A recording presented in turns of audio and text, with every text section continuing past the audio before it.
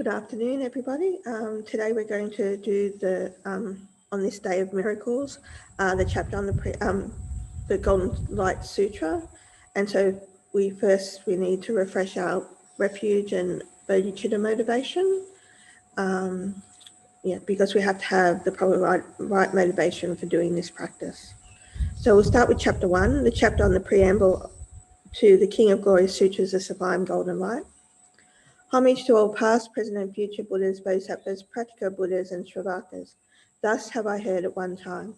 The Tathagata entering the Buddha's domain of experience, the profound sphere of reality, at Vulture's Peak, expounded to the supreme Bodhisattvas who are pure and stainless, this King of Glorious Sutras, the Sublime Golden Light, which is extremely profound upon hearing and profound upon examination.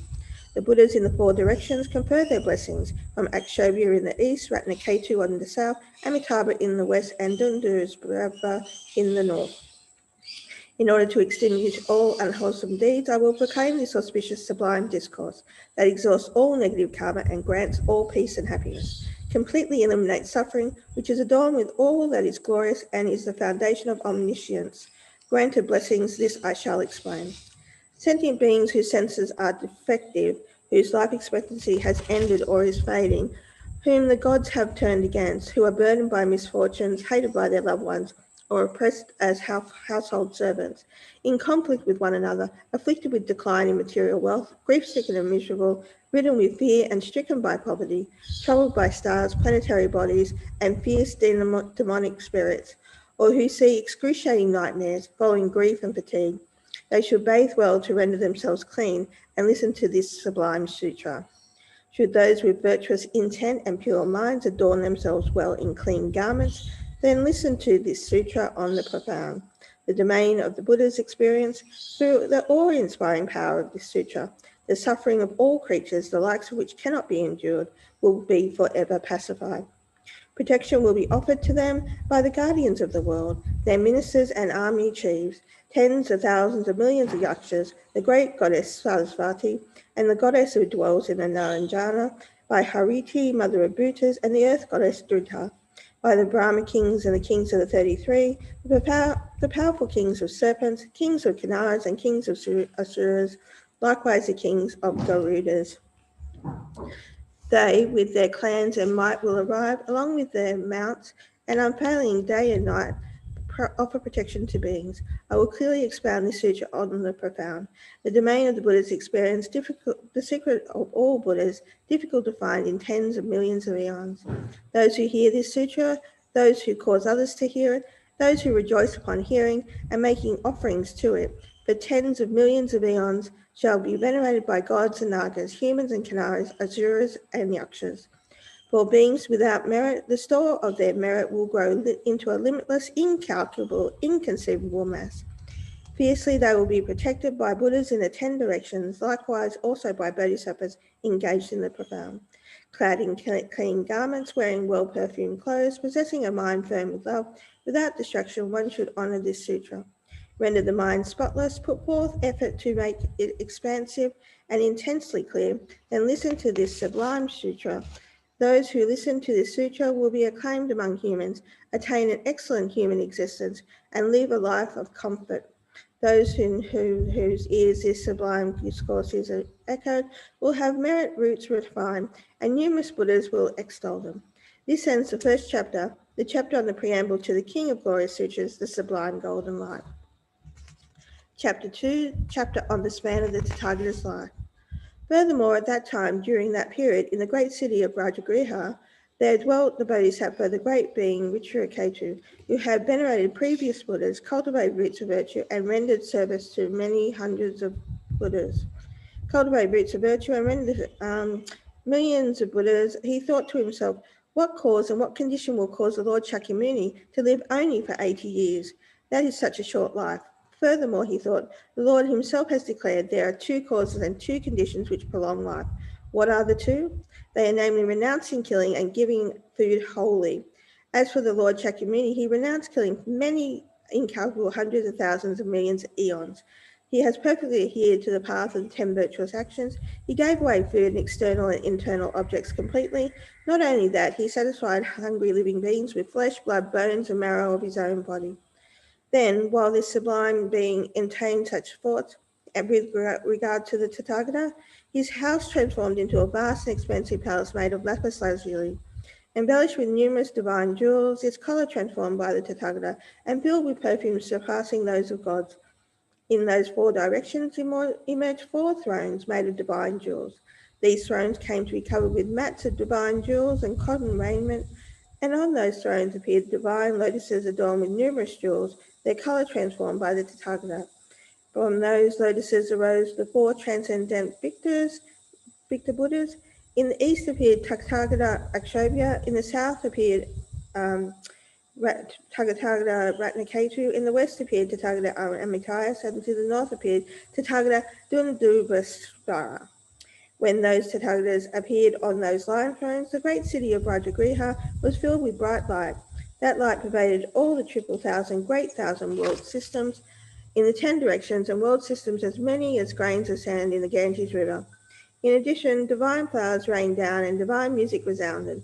Through the power of the Buddha, all sentient beings in the 1,000 great thousand worlds too became possessed of the joy of the gods. Beings whose senses were incomplete became possessed of complete senses.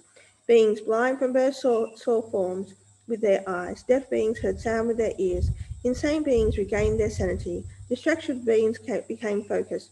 Naked beings became clothed in garments. Hungry beings became full-bellied, thirsty beings were quenched, beings afflicted with illness became free of disease, beings whose bodily organs were defective became possessed of complete organs. Many astounding events took place in the world.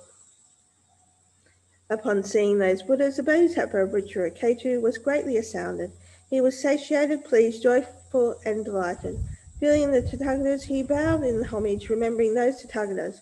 Then, reflecting on the qualities of the Tathagata Shakyamuni Buddha, he was vexed with the misgivings of the lifespan of the Tathagata Shakyamuni. How is it that Lord Shakyamuni will live such a brief life of only 80 years? Those Tathagatas, while knowing and realizing his thoughts, spoke to him thus: O child of noble family, do not think the Lord Shakyamuni will have such a short lifespan. Why? Because, O child of noble family, except for the perfectly and fully enlightened conqueror Tathagatas, we do not see amongst the world of gods, Maras, or Brahmins, among ascetics and Brahmins, gods, humans, and Asuras, anyone who could perceive the furthest future reaches of the lifespan of the Tathagata Shakyamuni. As soon as those Tathagatas expressed this observation on the lifespan of the Tathagata Shakyamuni Buddha, then by the power of the Tathagata, the gods residing in the desire and form realms, including Nagas, Yakshas, Gandharvas, Asuras, Garudas, Kinnaras, and Maharajas, as well as numerous hundreds of thousands of millions of bodhisattvas, gathered and went to the house of Bodhisattva Richireketu. Then those Tathagatas proclaimed in verse this explanation of the lifespan of the Tathagata Shakyamuni to the entire collection. The drops of water in all the oceans can be measured, but no one can measure the lifespan of Shakyamuni. To the finest particle, the atoms of Mount Sumeru can be gauged, but no one can gauge the lifespan of Shakyamuni. The exact number of finest particles existing on this earth can be measured, but not the span of the conqueror's life. Although through some device one may wish to measure space, no one can measure the lifespan of Shakyamuni. The number cannot be found that explains the fully enlightened Buddha's lives this long. This many eons in eons terms, such as 100 million eons. There are 2 causes and 2 conditions for this: renouncing deadly violence and repeatedly giving plentiful food. The finite count of the lifespan of this great being that explains he will live for this many eons cannot be found. The eons are indeed uncountable. Hence, have no doubt, not even the slightest doubt, that the finite limit of the conqueror's life is not observed anywhere. Then, at that time, in that assembly, the Brahmin teacher and expounder called Kundayina, along with the numerous hundreds of thousands of Brahmas, venerated the Tathagata. On hearing the voice of those great Tathagatas, completely gone beyond sorrow, they gathered in the place at once. Bowing at the feet of the Tathagata, the Brahmin teacher and expounder Kundayina said to the Tathagata, if the Lord Transcendent Victor is merciful to all living beings, compassionate, desiring of serving, apparent to all, equal to the unequaled, illuminating like the moon, wisdom and knowledge glowing like the sun. If you look upon all beings as upon your own son Rahula, then please give me some guidance. The Tathagata remained silent. Then through the power of the Tathagata, in that assembly, a confidence grew in a literary youth called Sarva Loka Priya Darshana, and they spoke thus to the Brahmin teacher and expounder Kunda Dina. Why do you seek guidance, great Brahmin? From the Buddha, I will give you the guidance you seek.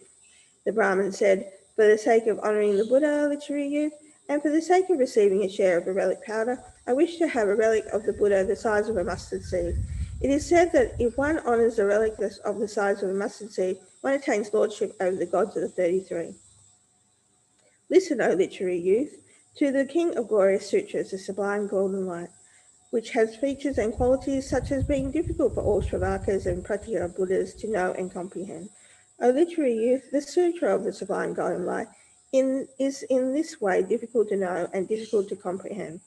Hence, we Brahmins of remote areas wish to have relics the size of a mustard seed, which then, when held, either placed in a bowl or kept on the body, cause the living beings to attain the lordship over the gods of the 33. Why wouldn't you, O literary youth, wish to receive a relic the size of a mustard seed from the Tathagata and keep it in an urn so that living beings may attain lordship over the gods of the 33? O literary youth, I seek such a boon. Then Sarvaloka Priya Darshana, the literary youth, replied in verse to the Brahmin teacher and expounder Kundina. When white lilies grow in the Ganges swift currents, when crows become red and the cuckoos turn the colour of conch, when the palm fruit grows on the rose apple tree and on the date tree mangoes form, at that time a relic the size of a mustard seed will appear. When from tortoise hair clothing shielding winter's bite can be worn well, then there will be a relic. When from the legs of gnats multi-stored towers can be built, solidly firm and never shaking, then there will be a relic. When all leeches grow white teeth, sharp and big, then there will be a relic. When from the horns of rabbits ladder can be built in order to climb high, then there will be a relic. Climbing this ladder, should a mouse eat the moon and harm Rahu as well, then there will be a relic. When bees that buzz in towns drink a pitcher of wine and make dwelling in a house, then there will be a relic. When donkeys become happy, well versed in singing and dancing, their lips ruddy like the bimba fruit, then there will be a relic. When owls and crows flock in solitude, frolic together and become friendly, then there will be a relic. When the leaves of the palasha tree become an umbrella made of 3 jewels, then that keeps off the rain, then there will be a relic. When large ocean vessels fitted with turning devices and sails float and set sail on land, then there will be a relic. When owls move freely, lifting the Gandhara Madana mountain in their beaks, then there will be a relic. After hearing these verses, the Brahmin teacher and expounder, Kundinya, replied to Sarvaloka Priya Darshana, the literary youth, excellent, excellent supreme youth, the son of a Buddha, great orator, heroic and skillful in means, you have received the sublime prophecy. Listen to me, O youth, concerning the inconceivable greatness of the Tathagata, the protector and saviour of the world. The realm of the Buddhas is inconceivable, and the Tathagatas are peerless. All Buddhas are ever serene, all Buddhas are perfectly emerged, all Buddhas are the same hue. This is the suchness of a Buddha. The Lord Transcendent Victor is uncontrived. The Tathagata is unborn, his body hard as a vajra, manifests emanating forms, thus no relic small as a mustard seed of this great sage is to be found. Since his body is without bone and blood, how can there be a relic? Yet to benefit living beings, skillfully relics are formed. Dharmakaya, the complete Buddha, Dharmadhatu, the Tathagata, akin to the deed of teaching the Dharma, these are the body of the Lord. Because I heard and knew this, I sought this sublime gift. To make this truth plain and clear, thus I initiated this discourse. Then, having heard such profound explanations of the Tathagata's span of life, all 32,000 sons of God generated altruistic resolve for the peerless and perfect enlightenment. Their minds filled with intense joy, they spoke these verses in a single voice. The Buddha does not enter complete nirvana, neither does the Dharma cease to be. Yet for those, the ripening of beings, Tathagata manifests passing beyond sorrow. The transcendent Victor Buddha is inconceivable. Though the Tathagata's body is permanent, it pervades a multitude of forms for the welfare of all sentient beings. Having heard these discourses explaining the lifespan of the Tathagata Shakyamuni Buddha, from these Tathagatas and the 2 great beings, Bodhisattva Rudraketu, was thus thoroughly satiated, pleased, extremely delighted, and filled with joy. He was overwhelmed with great bliss of mind. While this discourse on the Tathagata's span of life was given, inconceivable, countless sentient beings generate altruistic resolve for the purest and perfect enlightenment. Then those Tathagatas vanished in that very spot. This ends the second chapter, the chapter on the span of the Tathagata's life, from the King of Glorious Sutras, the Sublime Golden Light. Chapter 3, chapter on seeing the dream.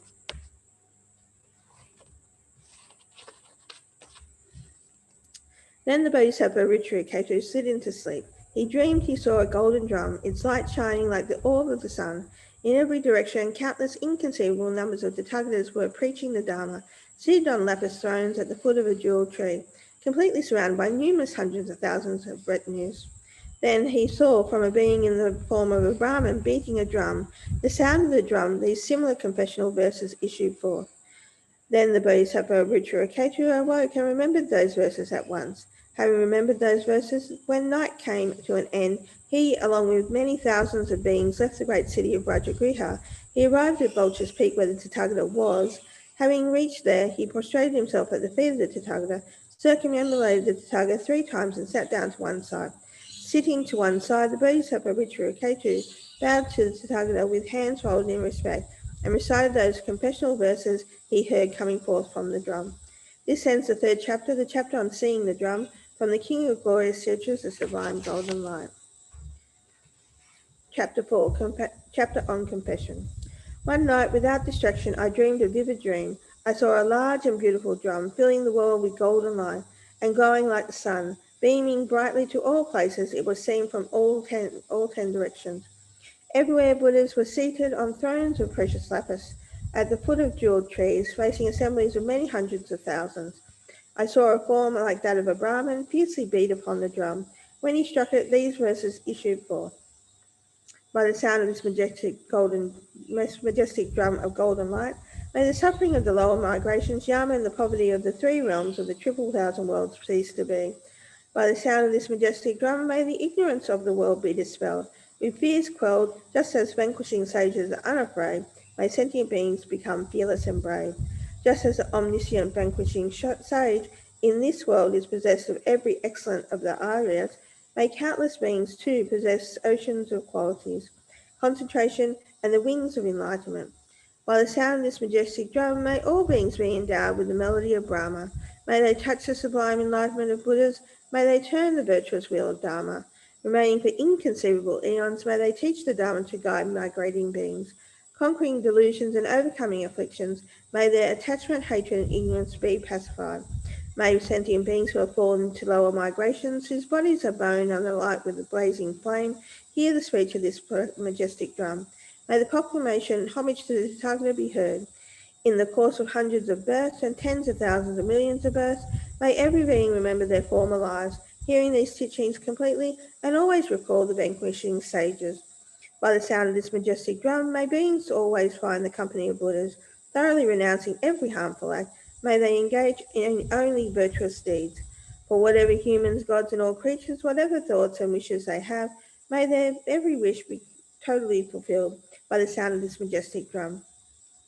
For beings born in the most terrible hells, bodies alight with flaming blaze, who wander without aid, bereft of refuge, filled with grief, may tormenting fires utterly end. For those who bear the suffering of humans, for hell beings, animals, and the hungry ghosts, may every suffering be completely dispelled by the sound of this majestic drum.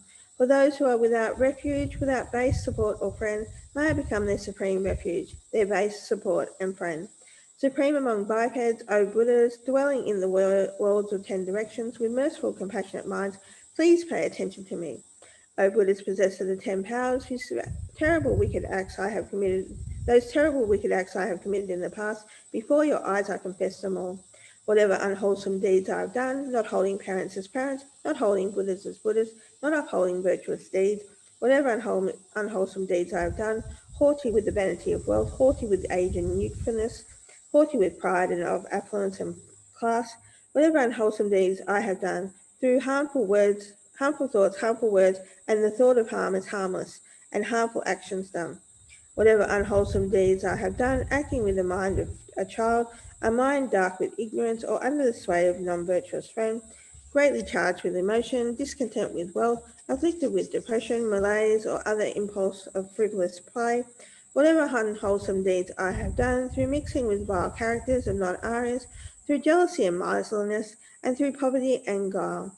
Whatever unwholesome deeds I have done when poverty came to me, fearing loss of the desirable and stricken with a dearth of material goods, whatever unwholesome deeds I have done under the power of a flighty mind, ruled by desire and hatred, or oppressed by hunger and thirst, whatever unwholesome deeds I have done when oppressed by affliction for the sake of pursuing women, or acquiring food, drink, and attire, through misdeeds of body, speech, and mind, I have amassed threefold wrongful acts.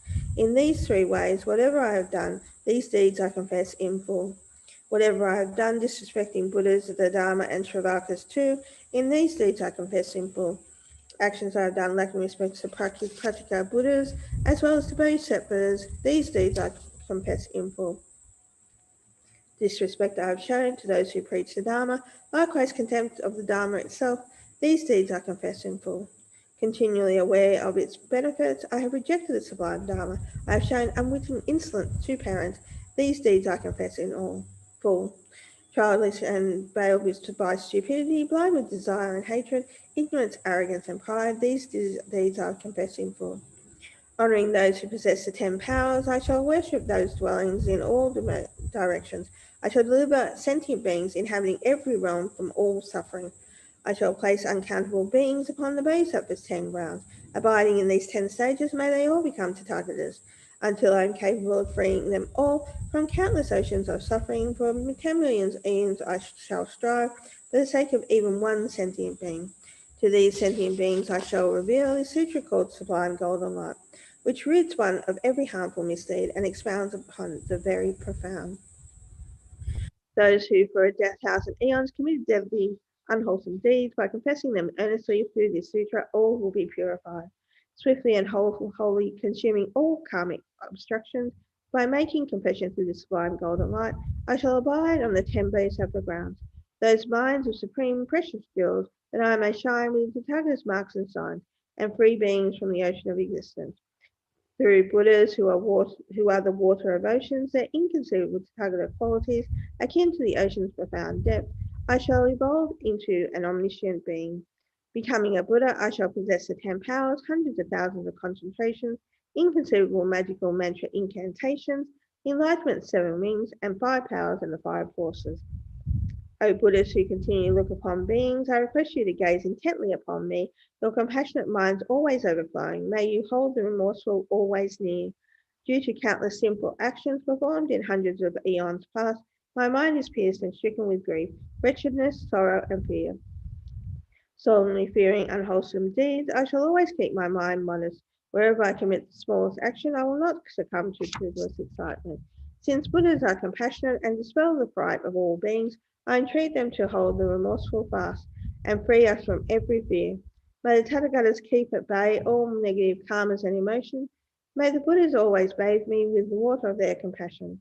I confess all unwholesome deeds, whatever I have done in the past, whatever is done in the present, these deeds I confess in full. I shall not conceal or hide them harmful actions I have done. In future times I shall refrain from deeds that render me full of shame. The 3 actions of body, 4-fold of voice, 3-fold of mind, these deeds I confess in full. Actions I have done through body, speech, and mind, clearly impelled by the mind, those 10-fold actions I accomplish, these deeds I confess in full.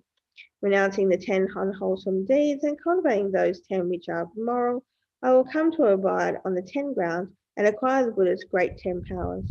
Every unwholesome deed that I have done that leads to unwanted results, in the presence of the Buddhas, these deeds I confess in full. In the wholesome virtuous deeds of all those dwelling in Jambudvipa and those living in the other worlds too, in these deeds I rejoice.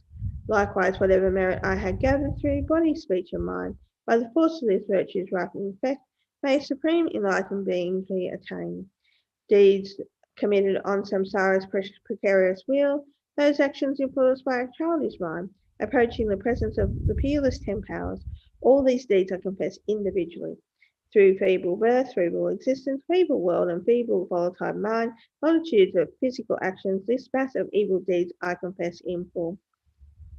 Wretched with delusions of the childish and the foolish, wretched through association with non-virtuous friends, wretched with existence and wretched with desire, wretched with hatred, wretched with ignorance, wretched with fatigue, and wretched with time, and wretched in accomplishing virtue, I approach the incomparable conquerors and confess all negative deeds individually. I prostrate to the Buddhas, oceans of virtue, golden like Mount Sumeru, going for refuge. I bow my head in prostration to the golden conquerors. Their compassionate light dispels the double mantle of darkness. Buddhas are suns, blazing glory, splendor and renown, golden in color. Their eyes fine as pure, faultless lapis. They glow with the glitter of pure gold. Their exquisite and beautiful limbs are utterly flawless and perfectly formed. From pristine limbs, the Buddha's sun radiates shafts of golden light.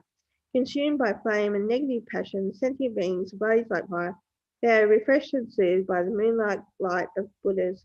32 major marks render their senses exquisitely refined. Their awe-inspiring limbs are graced by 80 minor signs, filled with merit and glory, like splendid rays of spinning light. Their orbit does as the sun in the darkness of the triple realms.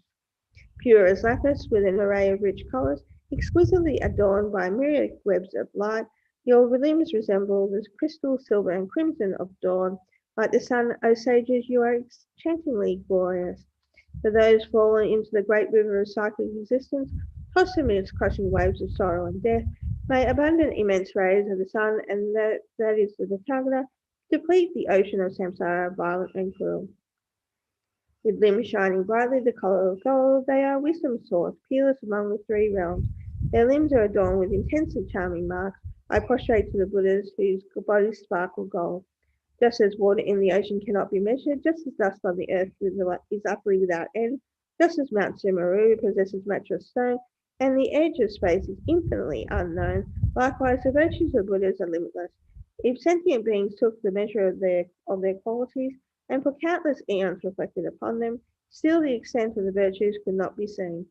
If counted for eons, one may possibly know the water droplets at a hair's end, or particles of the earth's mountains, oceans, and rocks, but not the limit of the Buddha's virtues. May sentient beings evolve into such Buddhas, graced with virtue, colour, fame, and renown, their bodies embellished with the major marks of goodness and the sublime 80 minor marks. Through these virtuous actions, I shall soon become a Buddha on this earth, preaching the doctrine that guides the suffering. I shall free beings forever afflicted by suffering. I shall triumph over Mara and his army and might. I shall turn the wheel of virtuous Dharma. Abiding for inconceivable eons, I shall satisfy sentient beings with the water of the Dharma's nectar. Just as conquerors of the past completed the six perfections, these perfections I too shall fully achieve. By ignorance, hatred, and desire pacified, I shall conquer delusions and dispel pain. I shall always remember my former births, hundreds of existences, and 10 millions of lives, always recalling the vanquishing stages. I shall listen to their teachings in full. Through these virtuous actions, I shall always find the company of the Buddhas, accomplished version, and a source of every excellence. I shall thoroughly renounce all unwholesome deeds. May the creatures of samsara's various realms be at peace without the misery of their world. May beings who lack a sense of faculty to hold defective ones be endowed with powers complete. For beings feeble in body, afflicted with disease, and in all 10 directions devoid of desire, may they swiftly be free of their ailments, obtain perfect senses, strength, and good health. For those imperilled by threats and death from kings and thugs, tormented by numerous hundreds of afflictions, may these beings, wretched and weak with sorrow, be free from hundreds of horrific fears. For those who are tormented, bound, and beaten, distressed by passion or captured by an illusion, may these beings, fearful, faced with sorrow, be free from the shackles of bondage. May those who are beaten find freedom from beating. May those facing murder be endowed with life. May those who are feeble be without fear. May beings tortured by hunger, craving, and thirst immediately find a wealth of food and drink. May the blind see an abundance of forms. May the deaf hear captivating sounds. May the naked find plentiful attire, and the poor find mines of treasure. Through wealth of riches, fame, and jewels, may beings be endowed with serenity and joy. May no being face the pain of affliction. May all beings be attractive and handsome, endowed with exquisite, beautiful, auspicious forms. May every life be replete with infinite joy. As soon as they wish, they may immediately be food, drink, and great affluence and mirth. Large drums, lutes, and piwang, springs, pools, waterholes, and ponds, imbued with the blue and golden lotuses. Likewise may they receive at once food and drink, clothing and wealth, gems and lapis, golden ornaments, pearls and jewels. May no sound of woe be heard anywhere in the world, and not one being in poor health be seen. Instead, may beings have great complexion, in each other's radiance may they mutually shine. Whatever forms of excellence there are in the human world, wherever they are wished for, may these come to be. The moment they arise through the ripening of virtue, may the aspirations of sentient beings be fulfilled. May perfumed incense, garlands, and ornaments, clothed with powder and radiant flowers, rain down from the trees 3 times. Thus may sentient beings be filled with joy. May they venerate inconceivable Tathagatas in all the 10 directions, completely Bodhisattvas, Shravakas, and likewise the flawless, pristine Dharma. May migrating beings avoid the lower realms, may all go beyond the 8 unfortunate states. May they attain the 8 auspicious conditions. May meetings with Buddhas always be received. May always be born in higher classes. May these beings be replete with wealth and with brain. For numerous eons may they be endowed with great form, renown, complexion, and fame. May all women become like men, heroic, learned, lucid, and strong, endeavoring to complete the 6 perfections. May they incessantly strive for enlightenment. May they come to behold Buddhas in the 10 directions, seated at ease upon a precious lapis stone, under bejeweled, exquisite, stately trees. May they hear the Buddha's dharmas explained. Unwholesome deeds I have performed and created in wretched states of existence past. Though by those negative effects which ripen due to deeds be completely extinguished. May those beings who are tied to existence, tightly bound by the rope of cycling around, unravel their bondage with the wisdom's hand and quickly be freed from all suffering. Whatever beings there are in Jabudvipa and in other world spheres too, perform profound, virtuous acts. In these deeds I rejoice in full. Through the merit of actions of body, speech, and mind, through rejoicing in others' virtue, may every fruit of my prayers and practice unfold. May the pristine, peerless enlightenment be attained. Those who recite this declaration, who prostrate and praise with an unsoiled mind, always devout and free from stains, shall avoid terrible rebirth for 60 eons. By reciting these prayers and verses, men, women, and Brahmins and royals who praise the conquerors with folded hands will remember their births in every life. They shall receive bodies adorned with complete limbs and senses myriad merits and virtue. The Lord of humans will honor them always, such will they be in each place of birth. Those into whose ears this confession enters have not performed virtue under just one Buddha, nor 2, nor 4, nor 5, nor 10, nor in the presence of merely 1,000 Buddhas have they completed virtue. This is the end of the 4th chapter of the chapter of confession from the King of Glory Sutras, the Sublime Golden Light. Chapter 5, the Source of Lotuses. When the Tathagata said this to the noble goddess Bodhisattva Samuchaya, O noble goddess, at that moment, a king called Suravanabhujendra, with his eulogy of the Tathagatas called the Source of Lotuses, praised past, future, and present Buddhas. Conquerors that appeared in the past, those who dwell now in the 10 directions world, to those conquerors I prostrate, of these conquerors I sing praise. The vanquishing sages are calm, utterly calm and pristine. Their bodies shine with the colour of gold, their voices are sweetest of all melodies. For they roar the melody of Brahma, their hair is bee, peacock and lotus blue, curly and jet blue as the blue jay. Like snow and conch, their teeth are ever beautiful, intensely white, gleaming like gold, their eyes long and flawless blue, resembles lotuses in full bloom. Their tongues fine and broad, lotus-coloured and shining, resembling the lotus thread. Their treasure hair, like the lotus and conch of lapis colour, swells to the right. The eyes of the Buddhas are slender as the waning moon. Their navel of their body shines like a bee. Their noses high and on their lofty face are soft and fine, their colour akin to divine gold. Always and incessantly the taste of senses of conquerors are smooth, sublime, and outstandingly supreme. A single hair emerges from every pore and curls to the right. Their plaited hair, deep blue, lustrous, glistening, is blue as a peacock's beautiful neck. As soon as they are born, their bodies illuminate the triple realms and all the 10 directions world. Limitless suffering is dispelled by this light, and sentient beings are sustained with all happiness. In the realms of hell beings, animals, hungry ghosts, humans, and gods, all beings are endowed with peace and happiness. Migrating beings in the lower realms are calm. Of that fine complexion, their bodies glow. With the light of the colour of flying gold, like a pure, spotless moon, the faces of Siddhartha smiling are most beautiful and pristine. Their bodies and limbs are as tender as a newborn child. Their excellent heroic gait is that of the lion. Their long hands are long, and the very long arms are branches of the salad tree swung by the wind. Their full arm span, blazing light, issues rays like 1,000 suns, intensely bright. Flawless are the supreme forms of vanquishing sages who brightly illuminate luminous worlds. The brilliance of Buddhas pales and eclipses the light. As numerous suns and full moons on limitless hundreds of thousands of worlds, the sun of the Buddhas is the light of the world. Hundreds of thousands of Buddhist suns, the light of Tathagatas, are beheld by beings in countless hundreds of thousands of worlds. Their forms, possessed of 100,000 merits, are fully adorned with every virtue. The arms of conquest resemble the regal elephant's trunk. The light of their hands and feet is striking and bright. Equaling the dust particles on the surface of the earth are past Buddhas, numerous as grains of sand.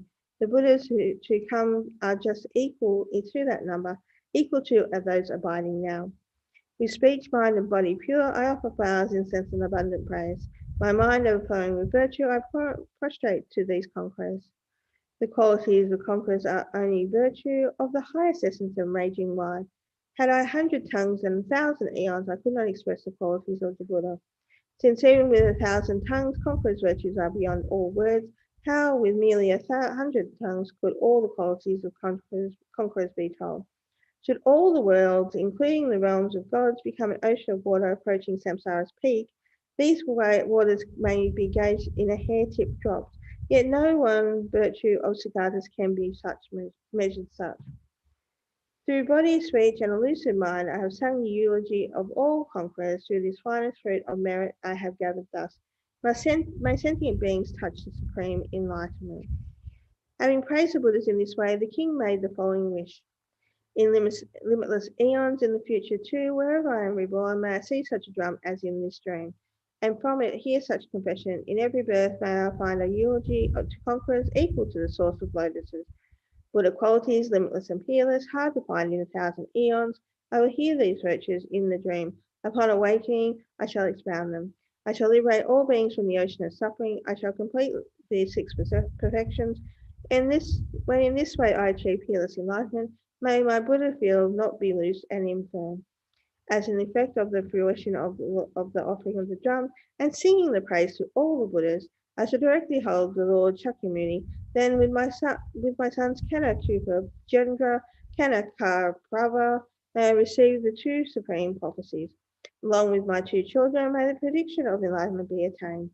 For those beings who lack an abode or support and are wretched and bereft of refuge, may I in future lives become their refuge, protector, and guardian, so that I may end their suffering and its source and become a wellspring of all virtue. In the future I shall accomplish enlightened deeds for the eons, as many as those gone past.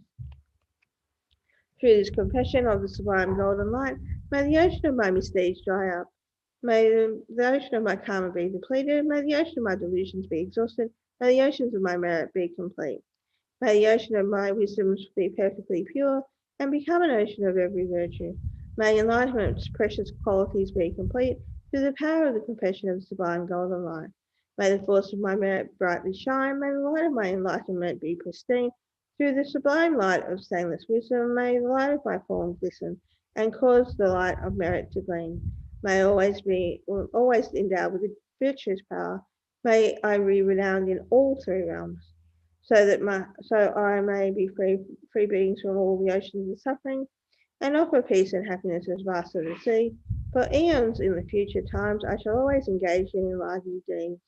However many Buddhas exist in the 3 realms, just as their words are impeccably distinguished, through the virtue of the conquerors and limitless merit, may my Buddha field likewise be so. This ends the 5th chapter. The chapter called The Source of Lotuses, praising all the past, present, and future Tathagatas from the King of Glorious Sutras, the Sublime Golden Light.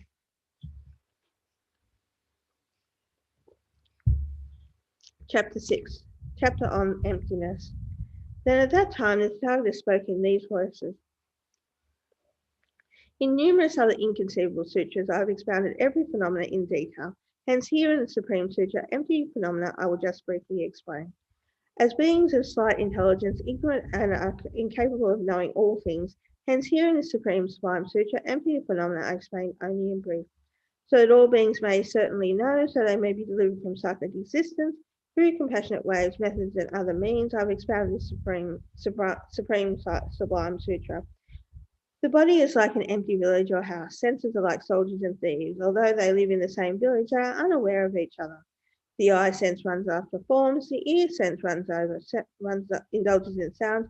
The nose sense captures numerous smells. The tongue senses always hunts taste. The body sense pursues tactile sensation, and the mental sense grasps at phenomena.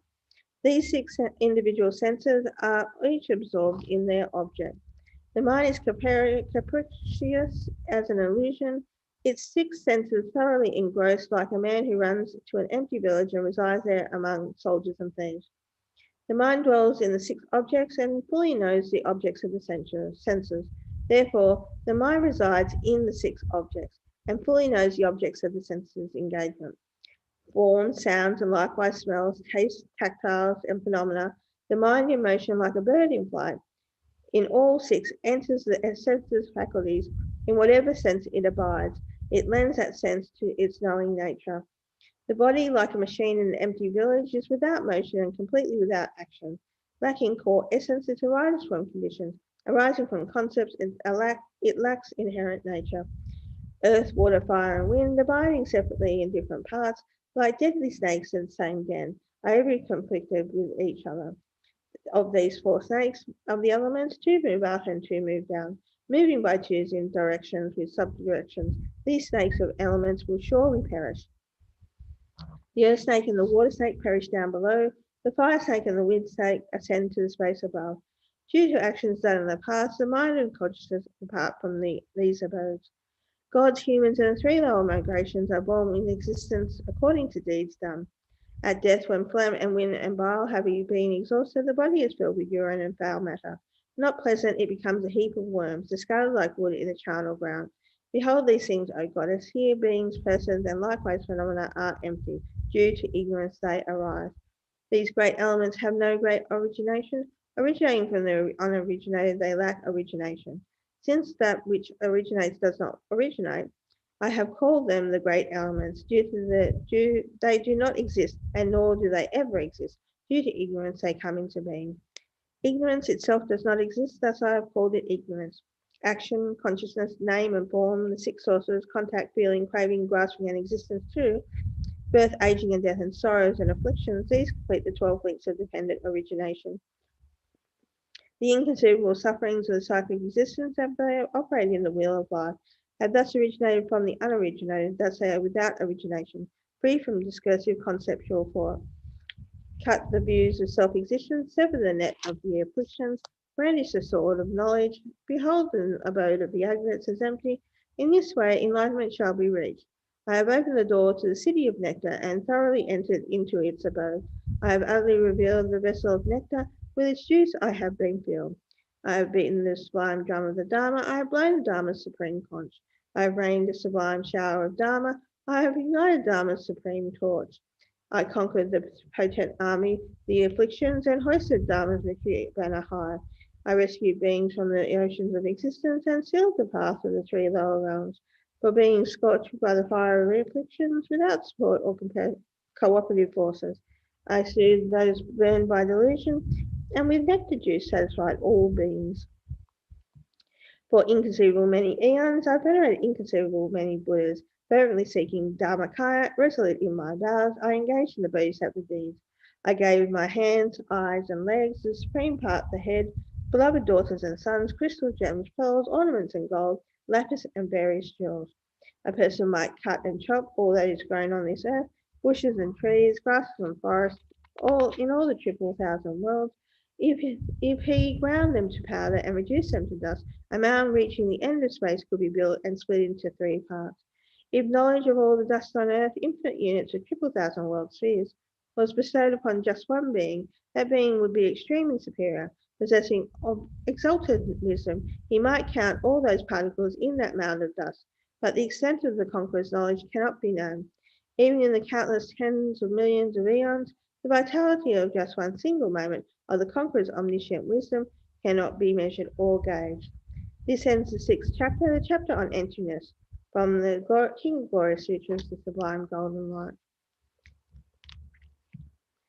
Then the great king Vashravana, the king Dhritarashtra, and the king Viradaka, and the great king Virupaksha rose from their seats, put on their upper robes over one shoulder, and knelt their right knees. Bowing in reverence in the direction of the Tathagata, they spoke thus: Venerable Transcendent Victor, this King of Glorious Sutras, the Sublime Golden Light, is proclaimed by all Tathagatas as discerned by all Tathagatas, considered by all Tathagatas, upheld by the entire assembly of Bodhisattvas, honored by the entire community of gods, worshipped by the entire community of gods, praised by the kings of gods, and is venerated, praised, and revered by the world protectors.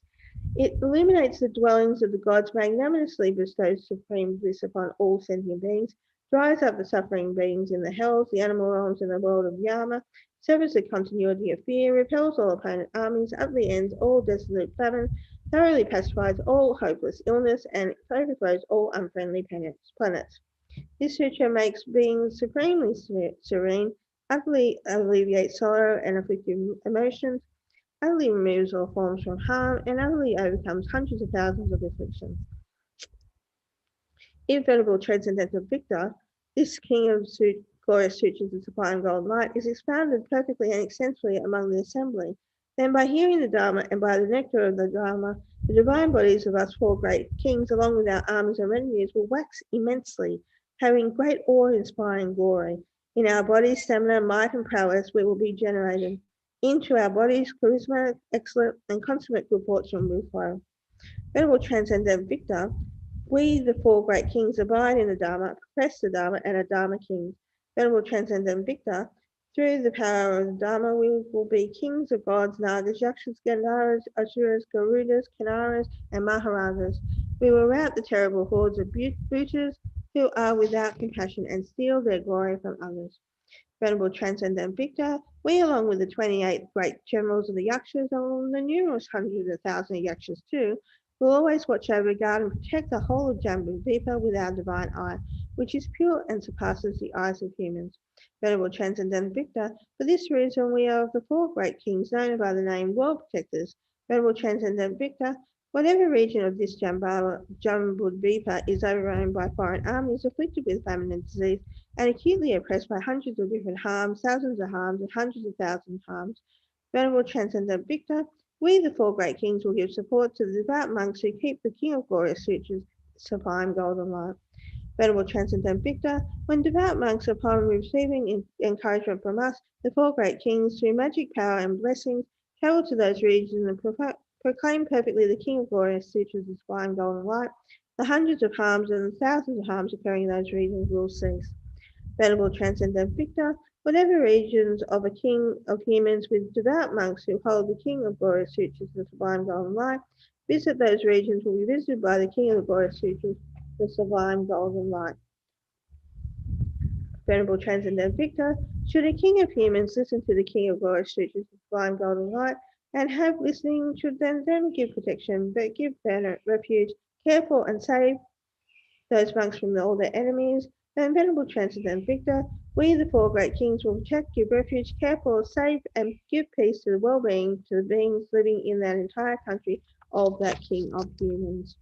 Venerable Transcendent Victor, should a king of humans help bhikshus, bhikshunis, upasakas, upasikas to hold this King of Sutras, provide them with all conducive resources, then we, the 4 great kings, will ensure that all beings in the country of that King of humans possesses excellent well-being and resources.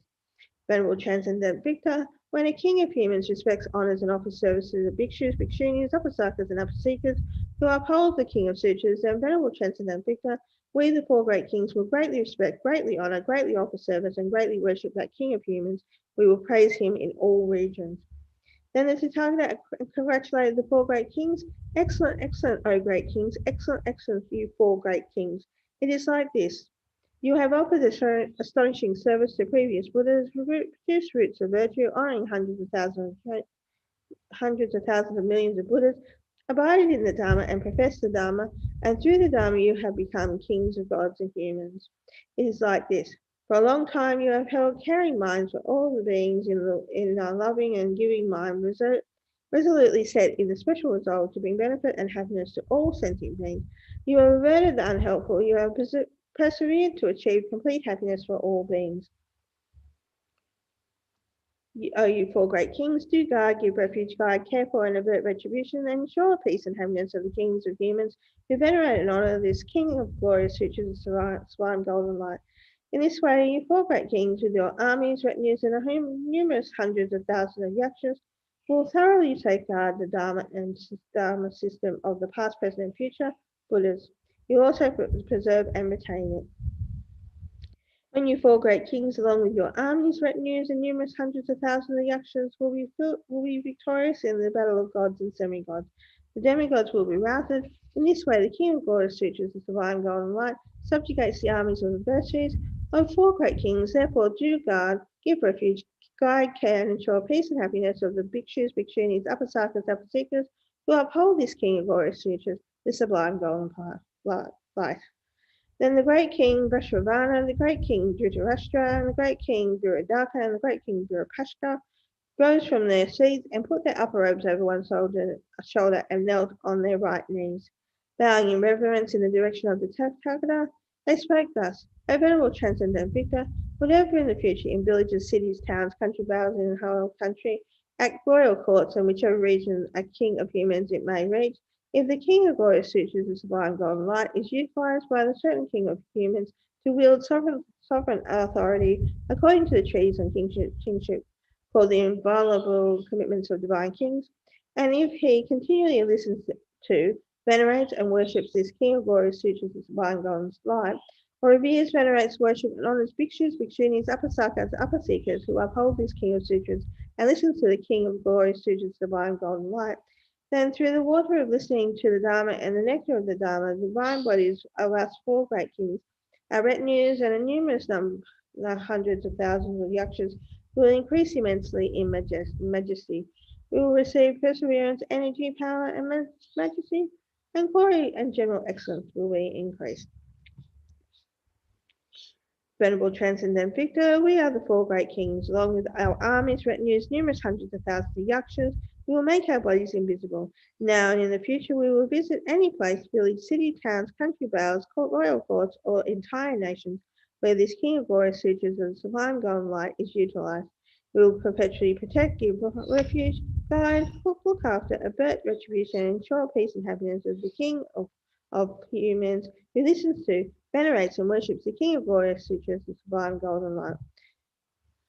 We will perpetually protect and give refuge, guide, look after, avert retribution, and ensure peace and happiness in the royal courts, their lands, and regions. We will free these lands from all fears, harm, and conflicts. Invading armies will be turned away. Should a hostile king encroach upon a king of humans who listens to, venerates, and worships the King of Glorious Sutras, the sublime golden light, the venerable transcendent victor, should this hostile encroaching king think to himself, with the four divisions of my army, I will march into that region and destroy it, then the venerable transcendental victor, at that time, at that moment, the power of the majesty of the King of Glorious Light, the sublime golden sutra, a battle will take place between the hostile king and the other king. If the other king retreats to his own kingdom, there will be conflicts between regions. There will be fierce troubles for the other king. There will be planetary afflictions and sickness to his territory. Hundreds of different disturbances will break out in the land. Venerable Transcendental Victor, should this invading king go back to his land, there will be hundreds of different disturbances and hundreds of different urgent problems.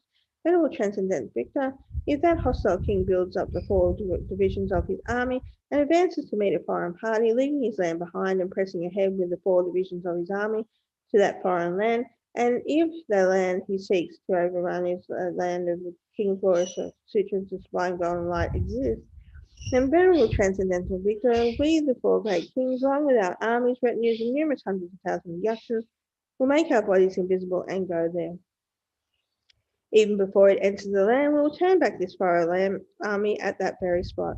We will create hundreds of different difficult situations for him and cause obstacles. Thus, that foreign army of the hostile king will not be able to enter this land, much less cause destruction to it. Then the Tathagata congratulated the four great kings and said, "Excellent, excellent, O great kings. O you four great kings, again, excellent. You have performed perfectly for hundreds of thousands of millions of eons. For the sake of his peerless, perfect enlightenment, do protect, save, guide, look after, and avert retribution, ensure peace and happiness of the King of humans who listens to and generates his worship. The King of glory institutes the sublime golden line. Likewise, do protect, save, and look after and avert retribution to ensure peace and happiness of those royal courts, cities, lands, and regions. Do set free those lands from all fear, harm, and strife. Do turn back foreign armies. Do take delight in assuring that the kings of Jambudvipa do not fight, do not allege, do not dispute, or wage war. If in the 80,000 cities of this Jambudvipa, 84,000 kings remain immensely happy and contented in their own lands, remain immensely happy with the power of their kingdoms, do not intimidate each other with stockpiles of wealth, do not generate violence against each other, are contented with the lordship of a king over their kingdoms, achieved according to the karma they have gathered. Do not threaten one another and do not advance to destroy land. Instead, if the 84,000 kings of the 84,000 cities in this Jambudvipa have loving thoughts for each other, mutual loving and caring thoughts, do not fight, allege, dispute, wage war, and remain very happy in their own lands, then as a result of this, you four great kings with your armies and retinues will flourish. That region will have years of good harvest, will be relaxed and happy, and the land will be full of people and men. They will be marked by abundance and plenty. The planetary stars, moon, sun, day, and night will move smoothly. Rain will continually fall at the right time, and all beings in the whole of Jambudvipa will be rich with wealth and grain. They will be wealthy, they will not be miserly. Instead, they will be generous. They will follow the path of the 10 virtuous deeds.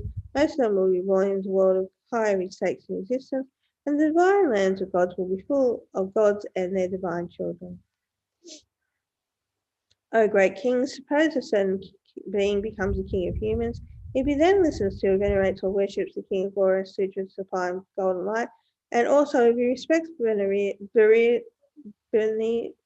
venerates, and worships Buddhas, Bhikshunis, Upsakas, Upseekers, who hold this King of glory, sutras, and sublime golden light, and you out sympathy for you great four kings, along with your armies, retinues, and many thousands of yakshas. He continually listens to this King of Glory Sutras and the divine golden light.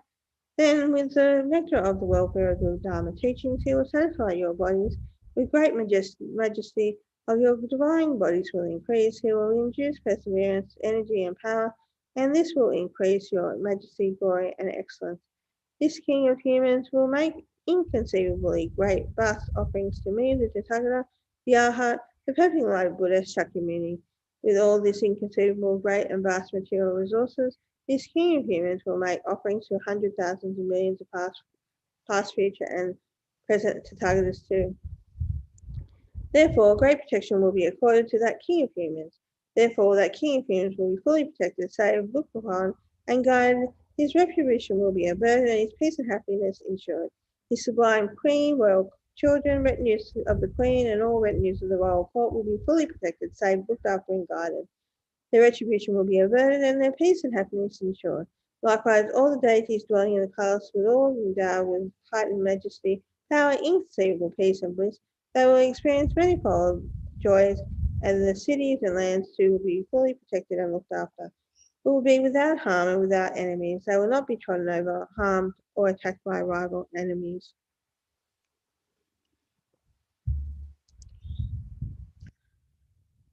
Then when he had spoken thus, the king Barashvana,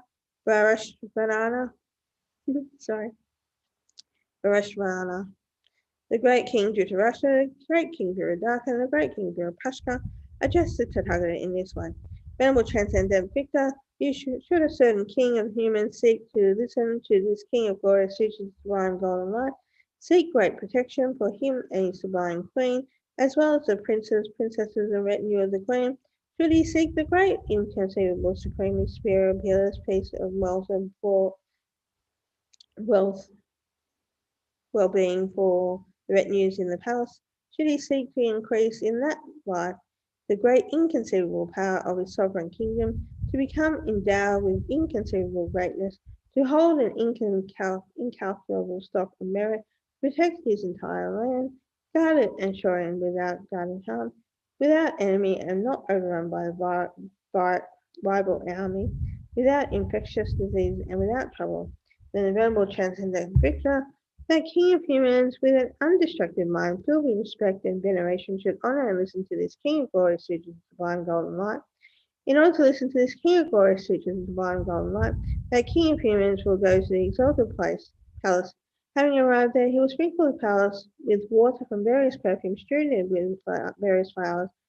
When that palace has been sprinkled with water of various perfumes, strewn with various flowers, he will set up a high Dharma throne, well adorned with various ornaments. The place will be well embellished with various umbrellas, victory banners, and flags.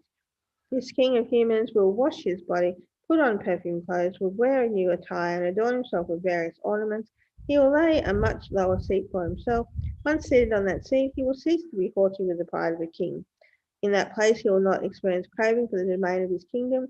With a mind that is free from pride, arrogance, and haughtiness, he will listen to the King of Glory, sutras of divine golden light. He will generate the awareness that sees the monk who explains the Dharma as the teacher. At that time, at that moment, that king of humans will look with affection and kindness upon his sublime queen, princes, princesses, and retinues of the queen. He will speak kind words to his sublime queen and princes and princesses. He will also speak kind words to the retinues of the queen. To celebrate hearing the Dharma, a myriad of offerings will be assembled. He will satiate himself with previous unfelt inconceivable joy. He will be blissful through inconceivable joy and peace. His senses will be blissful. He will resolve to achieve a higher purpose. With this great joy, he will gladden himself, feeling very joyful. He will receive the expounder of the Dharma. When they said this to him, the Tathagata said to the four great kings, O great kings, at that time, at that moment, the king of humans will clothe himself wholly in white, light-colored, new, beautiful clothing. He will adorn himself with exquisitely various ornaments. He will hold white umbrellas as well. Without great royal might and pageantry, taking various auspicious items, he will leave the palace in order to receive the expounder of the Dharma. Why? Because as many thousands of millions of eons of numbers of steps he takes, he will shun cyclic existence. For as many hundreds of thousands of millions of eons as the number of steps he takes, he will obtain Chakravartin kingship. In that life, his royal domain will increase inconceivably in the number of steps he takes. He will obtain expansive dwellings of divine palaces made of the seven jewels for many hundreds of thousands of millions of eons. A king of the human race. He will obtain numerous hundreds of thousands of noble divine palaces. In all his births, he will obtain great dominion. He will have longevity. He will sustain life for a long period. He will be endowed with confidence and eloquence. His words will be worthy of remembrance. He will be famous. He'll be widely talked about. He'll be worthy of praise. He'll be good to the worlds of gods, humans, and demigods. He will obtain the magnanimous bliss of gods and humans. He will be powerful. He will possess the powerful strength of a great crowd, and will be handsome too. He will be good looking and attractive. He will be endowed with supreme complexion. In all his births, he will meet Tathagatas. He will find virtuous friends. He will hold an incalculable stock of merit. A great king, seeing such benefits of virtue, the king of humans will go nearly 1 league to receive the expounder of the Dharma. He will go 100 leagues, 1,000 leagues to receive the expounder of the Dharma. He will generate a sense of seeing the expounder as the teacher. He will think to himself, today the Tathagata, the Arhat, the fully enlightened Shakyamuni Buddha will enter my palace. Today the Tathagata, Arhat, fully enlightened Shakyamuni Buddha will enjoy a meal at my palace. Today I'll hear the Tathagata, the Arhat, the fully enlightened Shakyamuni Buddha's Dharma, vastly unlike anything in this world. Today, by hearing the Dharma, I will advance irreversibly to the peerless perfect enlightenment. Today I will please many hundreds of thousands of millions of Tathagatas. Today I will make expansive and inconceivably great offerings to past and future and present Buddhas. Today I will utterly sever the continuum of all suffering for all beings in the worlds of the hells, animals, and Yama. Today I will plant seeds of virtue to obtain several hundred thousands of millions of bodies of a Brahmin king. Today I will plant seeds of merits too to obtain several hundred thousand millions of bodies of chakra. I will plant seeds of merit for several hundreds of thousands of million years for rebirth as a Chakravartin king. I will be free from cyclic existence for several hundred thousands of millions of eons. I will hold a stock of merit that is inconceivably great and vast and incalculable. Today I will accord with great compassion, of great protection, the entire circle of the Queen's retinue. Today, here in the palace, I will give inconceivable, supreme, excellent, matchless, great peace and happiness to beings. Today I will cause the entire land to be protected, guarded, free from harm and enemies, undefeated by all foreign armies, free of infectious diseases and conflicts. O great kings, if that king of humans should respect, revere, venerate, worship bhikshus, bhikshunis, upasakas, upaseekas, who uphold the King of Glory, the sublime golden light, out of such devotion to the sublime Dharma, one should he give best share of merit thus acquired to you. The four great kings, along with your armies, retinues, assemblies of gods, numerous hundreds of thousands of yakshas, then that human king's accumulation of merit and virtue and the inconceivable grandeur of his life and royalty will increase greatly. In that life, the king will be endowed with inconceivable majesty. He'll be adorned with glory, excellence, and majestic charisma. He will utterly rout all adversities and enemies in accordance with the Dharma. When he had spoken thus, the four great kings said this to the Tathagata. Suppose a certain being becomes a king of humans, with such devotion to the Dharma, should he listen to this king of glory, suitors of sublime golden light, and likewise respect, revere, and venerate and worship bhikshus, bhikshunis, upasakas, and upaseekas who hold this king of glory, suitors, the sublime golden light, should he thoroughly sweep and clean his palace for the sake of us, the four great kings sprinkled it with various perfumed water, and hear the Dharma along with the four great kings, then for his own and for the sake of all gods, should give away a little share of merit roots than the venerable transcendent victor for our sake. The four great kings, as soon as the bhikshu who expounds the Dharma takes his Dharma seat, he will be very bright. He will light various fragrant incenses, venerable transcendental victor. As soon as the perfumed incenses are lit for the purpose of worshipping the King's glorious sutras, the sublime golden light, vines of having various senses and perfumes will issue forth. In that instant, second, and moment, in the sky above us, four great kings, there will emerge umbrellas made of vines of various incenses of perfumes. Tremendous fragrance of perfumes will be sensed. Lights like that of gold will arise, and the light will illuminate our dwellings. Venerable Transcendental Victor, in that instant, second moment, the vines of incense and perfume will appear in the sky above the dwellings of Brahma, Lord of the fearless world, Indra, King of the gods and goddesses Sarasvati, the great goddess Dridha, the great goddess Sri, Samjanara, and the great general of Yakshas, along with the 28 generals of the Yakshas, Maharaja, the divine son Majapani, the great generals of Yakshas, Manibhadra, the great general of the Yakshas, Hariti, and her retinue of 500 sons, Anna Vatapatra, the king of Nagas, and Sagara, the great king of Nagas. The umbrellas of various incenses and perfumes will remain afloat in their dwellings. Exorbitant fragrance of perfume will be sensed. The golden lights will flood their abodes, and these lights will illuminate all their dwellings. When they said this to him, Tathagata replied in this way: the four great kings, O great kings, this is not just the umbrellas made of vines of various incenses and perfumes will arise in the sky above the dwellings of you four great kings alone. Why? It is because, O great kings, as soon as that king of human lights various incenses in order to worship the king of glorious sutras of sublime golden light, vines of those various incenses and perfumes will appear from the single stick of the incense that he holds in his hand.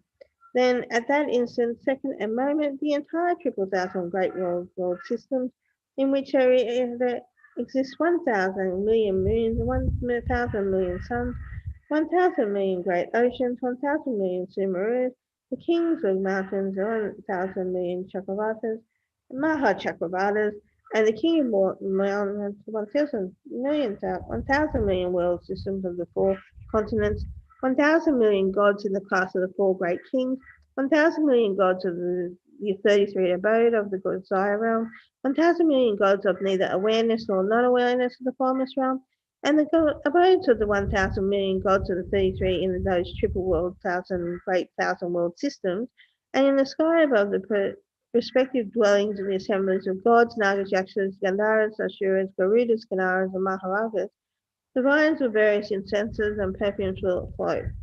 These beings will smell fragrances of exalted perfumes. Golden lights will flood their divine dwellings and illuminate them.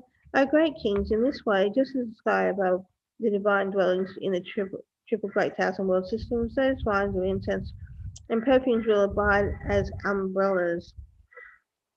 As soon as that king of human lights various incenses in order to worship the king of glory superchuses the sublime golden light, by the power of the king of glory superchuses the sublime golden light, there will appear vines of various incenses and perfumes. In that instant, second, and moment, on all sides of the 10 directions and in numerous world systems, as many hundreds of thousands of millions of Buddha fields, equaling grains of sand in the river Ganges, and as many and in the sky above, as many hundreds of thousands of millions of Tathagatas, equaling grains of sand in the river Ganges, umbrellas made of vines, various insects, and perfumes will appear. These thousands of millions of Buddhas, this will smell profusely as incense and perfumes for the hundreds of thousands of millions of Buddhas. There will be golden light, and that light will illuminate as many hundreds of thousands of millions of Buddha fields, equaling the grains of sand in the river Ganges. O great kings, as soon as these miracles have taken place, then as many hundreds of thousands, millions, Tathagatas, as there are grains of sand in the river Ganges will recognize that the expounder of the Dharma, they will congratulate him, excellent, excellent, O sublime being. It is most marvelous that you, a sublime being, wish to preach extensively on the great features of the King of Glory Sutras of Sublime Golden Light, which is possessed of inconceivable qualities such as illumination on the profound. If those beings who hear the King of Glory Sutras of Sublime Golden Light will have no lesser roots of virtue, and what need is there to say those who take it up, hold it, recite it, understand and expound it extensively in the assembly will sow great roots of virtue. Why? Because a sublime being, as soon as they hear the King of Glory Sutras of Sublime Golden Light, numbers of thousands of millions of bodhisattvas will advance irreversibly to the peerless perfect enlightenment. Then hundreds of thousands of millions of Tathagatas residing in their respective Buddha fields in 10 directions, in hundreds of thousands of millions of Buddha fields as numerous as grains of sand in the Ganges, with one word, one voice, and one sound, proclaim the preaching bhikshu seated on the Dharma throne. A sublime being in the future, you will advance to the final state of enlightenment. A supreme being, having gone to the supremely sublime essence of the enlightenment and sitting at the foot of the king of trees, you will display transcendence over all the triple realms. You will display numerous hundreds of thousands of millions of austere deeds, awe-inspiring in the triple world, surpassing all those beings. Sublime being, you will be thoroughly glorified with the essence of enlightenment. O sublime being, you will be thoroughly saved from the triple thousand world system. O sublime being, sitting at the floor of the king of trees, you will triumph over the inconceivable army of Maras, which display the most terrifying repulsive forms and various hideous appearances. O sublime being, having gone to the supremely sublime essence of enlightenment, you will attain the perfect state of enlightenment, which is peerless, perfect, and consummate, incomparable, utterly serene, without dust and profound. O sublime being, seated upon the immutable Vajra seat, you will turn the wheel of Dharma, which is praised by all the holders of the Dharma wheels to be 12-fold, supremely found. O sublime being, you will beat the supreme drum of Dharma. O sublime being, you will sound the supreme conch of the Dharma. O supreme being, you will hoist the great banner of the Dharma high. O sublime being, you will light the supreme torch of the Dharma. O sublime being, you will reign the profound supreme reign of Dharma. O sublime being, you will be victorious over numerous of thousands of afflictions.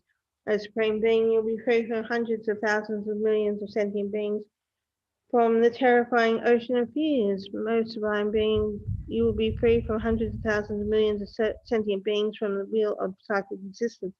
O sublime being, you will please hundreds of thousands of millions of Buddhas.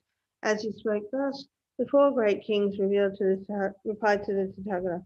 Venerable Transcendental Victor, upon seeing that the King of Humans, who perceives the King of Glorious Sutras as divine golden light, has such qualities as these in present and future lives, that he will generate roots of virtue under hundreds of thousands of Buddhas and thoroughly hold incalculable stocks of merit, then out of compassion, Venerable Transcendental Victor, we, the four great kings, along with our armies and retinues of numerous hundreds of thousands of yakshas, while in our own respective dwellings, as soon as we have been encouraged by the umbrellas made of vines and incense and of perfumes, we will render our bodies invisible and go to the place of that King of Humans to listen to the Dharma, the palace built by the King of Humans, which is well swept and clean, sprinkled with water, various perfumes, and exquisitely adorned with various ornaments.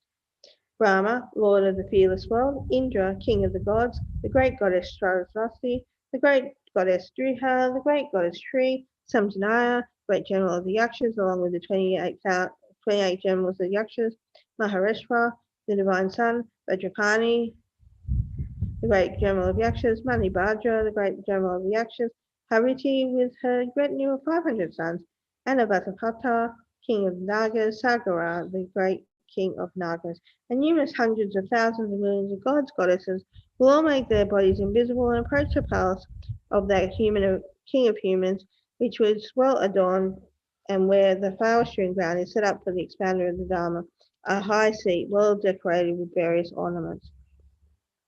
Venerable Transcendent Victor, we of the four great kings, along with our army and retinues, including numerous hundreds of thousands of yakshas, will be agreeable to that king. As soon as we have been satiated with the nectar of juice of the king of the Dharma, we will assist in virtue, cause his being to receive virtue, and bestow the supreme generosity of the peerless Dharma, will fully protect that human king. We will save, guide, careful, and ensure peace and happiness for him. We will also protect his palace, cities, regions, will guard, safeguard, look after, ensure peace and happiness, and avert retribution for beings in those places. We will ensure that the region is free of all threats, harm, contagious disease, and conflict. Venerable Transcendent Victor, suppose a certain being becomes a king of humans, in the land of this king humans there exists the king of glorious sutra, the sublime golden light.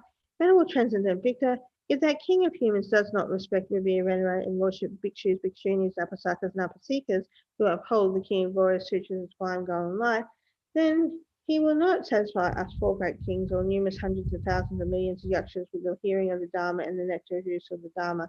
He will not venerate us. These divine bodies of ours will not increase in majesty. Our perseverance, might, and power will not be enhanced. Majesty, glory, and excellence will not increase in our bodies. Venerable Transcendent Victor, we four great kings, along with our armies, retinues, and numerous hundreds of thousands of millions of yakshas, will neglect the land. Venerable Transcendent Victor, when we neglect the land, then all the assembly of gods and goddesses dwell in the land also neglect the land.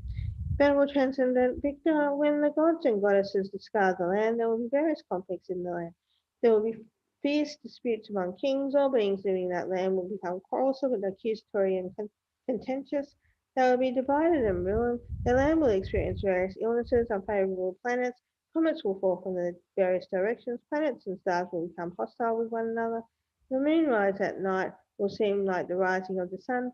There will be lunar and solar eclipses. Even the sun and moon in the sky will be attacked continually by Rahu. From time to time, halos of the color of rainbows will appear in the sky. There will be earthquakes. Wells in the ground will howl with sound. Gale force winds will blow in the lands. There will be torrential rains, and there will be desolate famines in the lands. Rival armies will crush the land. The land will be filled with swarms of bees. Beings will experience rampant affliction. The land will become most unpleasant. Venerable Transcendent Victor, when we, the four great kings, along with our armies and retinues, numerous hundreds of thousands of yakshas, nagas who live in the land, and the gods and goddesses all ignore it, there will arise hundreds of similar harms and thousands of harms in their land. Venerable Transcendent Victor, suppose a certain being becomes a king of humans. If he seeks to provide great perfection for himself, to experience great regal joys, to exercise his sovereignty with intention to give all the happiness and well-being to every being living in that land, and to defeat the entire rival army, to reign over the land for a great length of time, to be a Dharma king and to free his land from all fear, harm, contagious disease, and conflict, that king of humans, Venerable Transcendental Victor, will undoubtedly hear the king of glorious sutras, the flying golden light. He will respect, revere, worship bhikshus, bhikshunis, upasakas, and upasikas, who uphold the king of the glorious sutras, the divine golden light. We, the four great kings, adorned with our armies and retinues, will be satisfied by roots of virtue gathered from listening to the Dharma and by the nectar of nectar of fruit juice of Dharma. These divine bodies of ours will increase in majesty. Why? Because Venerable Transcendent Victor, the king of humans, will undoubtedly listen to the king of glorious sutras, the divine golden light. Venerable Transcendent Victor, the king of glorious sutras, the divine golden light, supremely surpasses as many various mundane and supramundane treatises expounded by Brahma lords, and the many various mundane and supramundane treatises expounded by Shakra, the king of gods, and for the many various mundane and supramundane treaties expounded for the sake of sentient beings by seers possessed of the 5 extraordinary perceptions. It is perfectly and widely renowned for that sake of sentient beings by the Tathagata, who is more supreme and exalted than hundreds of thousands of Lord Brahmas, numerous hundreds of thousands of Lord Shakras, and hundreds of thousands of millions of seers, possessed of the 5 extrasensory perceptions. The King of Glorious Sutras, the sublime golden light, is expanded so that kings of humans in Jambudvipa may be supreme reigning kings. All beings may be happy, fully protect their lands and reign in their lands, and that their lands will be without harm or enemies, and that they may defeat armies of adversity and turn them away, that there may be no infectious diseases and conflicts in those lands, that through Dharma those lands will be without conflict and not be overrun, that these kings of humans may light the great torch of the Dharma and illuminate their lands, that all the divine dwellings may be filled with gods and divine children, that we 4 great kings, along with armies and retinues, the numerous hundreds of thousands of Yakshas, and all the gatherings of the gods dwelling in Jambudvipa may be satisfied that all be auspicious, that these divine bodies of ours may increase in majesty, that perseverance, power, and strength may be instilled in our bodies, that majesty, glory, and excellence may flow into our bodies, that Jambudvipa may have good crops and be filled with people, and that all beings dwelling in Jambudvipa may be happy and experience various blessings, and all sentient beings may have various joys and experience magnanimous joys of gods and humans for numerous hundreds of thousands and millions of eons, by the company of Lord Buddhas, and in some future time be fully enlightened in the peerless state of perfect enlightenment. The venerable transcendental Victor, the Tathagata Arhat, the fully enlightened Buddha, possesses blessings infused by the power of great compassion, exceedingly superior to that of hundreds of thousands of millions of Lord Brahmas, and surpassed Tathagata knowledge, exceeding superior to the knowledge of hundred thousands of millions of Shakras. The blessing is exceedingly superior to that of numerous hundreds of thousands of millions of various seers possessed of the 5 extrasensory perceptions. The venerable transcendental Victor, the Tathagata the Arhat, the fully enlightened Buddha, has widely and perfectly expounded here in Jambudvipa, the King of Glorious Sutras, the sublime golden light, for the sake of all sentient beings. Whatever royal views, royal treaties, and royal duties there are in the whole of Jambudvipa, which ensure happiness in sentient beings, have been revealed, stated, and expounded by the venerable transcendental Victor, the Tathagata the Arhat, fully enlightened Buddha, the King of Glorious Sutras, the sublime golden light, venerable transcendental Victor. For this reason, for this cause, the King of humans will undoubtedly listen to and venerate and worship the glorious sutra of sublime golden light. As they said this to him, the venerable transcendental Victor said thus to them: Therefore, O you 4 great kings with your armies and retinues, do take unhesitating great delight in protecting the kings of humans who listen to the respect and worship the King of Glorious Sutras, sublime golden light. O great king, do let bhikshus, bhikshunis, upsakas, upseekers, and hold the King of Glorious Sutras, sublime golden light, uphold this Buddhist deeds. They will perform Buddhist deeds in the world of gods, humans, and suras. They will expound the King of Glorious Sutras, sublime golden light, well and extensively. You 4 great kings of all means that will protect, safeguard, guide, look after, and ensure the peace and happiness of bhikshus, bhikshunis, upasakas, upseekers, who hold the great King of Glorious Sutras, so they may be secure without harm, ailments, conflicts, and endowed with peace of mind, enabling to expound the King of Glorious Sutras, sublime golden light, well and extensively. Then indeed the great King Bhararashtra, the great King Dhritarashtra, the great King Biradaka, and the great King Virapashka arose from their seats, placed their upper robes over one shoulder, knelt on their right knee on the ground, and bowed in reverence with their whole hands, pointing in the direction of the Tathagata. At that time they praised the Tathagata in these benefiting verses. O conqueror, your form is flawless like the full moon. O conqueror, your thousand ray of light is sun. O conqueror, your eyes are the stainless lotus petal. O conqueror, your teeth are the flawless lotus stem. O conqueror, your virtues like an ocean are the source of mineral jewels. O conqueror, your ocean is filled with wisdom water and 100,000 concentrations. O conqueror, the soles of your feet are inscribed with wheels, perfectly round and with 1,000 spokes. Your hands and feet are netted by webs of light.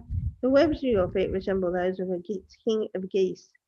O conqueror, you are like a golden mountain. Your conqueror A conqueror, your fall as king of Mount Golden Mountains, your virtues are like Mount Sumeru.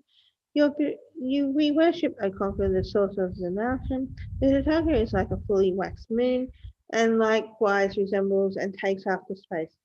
We prostrate to the flawless conqueror. Then the Tathagata spoke these verses to the four great kings. O you, the four guardians of the world, safeguard with utmost effort the King of glorious sutras, the sublime golden light of the 10 powers. In this way, this profound professional sutra that bestows goodness upon all creatures will abide long in this Jambudvipa to bring solace and benefit to beings. In this way, the suffering of the lower realms, or suffering of hell beings in the hell realms, or the triple great thousand worlds will be utterly pacified. Here in this Jambudvipa, all the kings in this land will feel intense great joy and will rule according to the Dharma. One who makes Jambudvipa tranquil, extremely bountiful and full of joy will make beings in the whole of the Jambudvipa full of peace. Here the lords of humans who delight in bringing happiness to themselves and their lands, and who find joy in making their kingdoms prosperous, should listen to this king of sutras. This king of sutras fully destroys external enemies, turns back legions of foreign armies, removes fear from the terrified and the poor, and causes supreme virtue. Just as the jeweled jewelry, intensely beautiful and source of all virtue, stands as the centerpiece in a house, so should this supreme king of sutras be viewed by those who desire the virtue of kings. Just as cool water quenches the thirst of one who is tortured by heat, so does this supreme king of sutras satisfy kings oppressed by thirst for virtue. Like having a jeweled box, the source of all jewels, sitting in the palm of one's hand, the supreme king of sutras, the sublime golden light, acts for the lord of humans. Venerated by assemblies of gods, worshipped by the kings of gods, this king of sutras is carefully guarded by the four world protectors possessed of potent magic power. The Buddhas in the 10 directions continue to remember that this sutra, when this king of sutras is expounded, as Buddhas are bestowing rejoicing, well said remarks. Further 100,000 million yakshas will protect this land in the 10 directions, where this king of sutras is heard, with keen interest and great joy. The inconceivable host of gods who dwell in the Jambudvipa will listen to this king of sutras with great joy.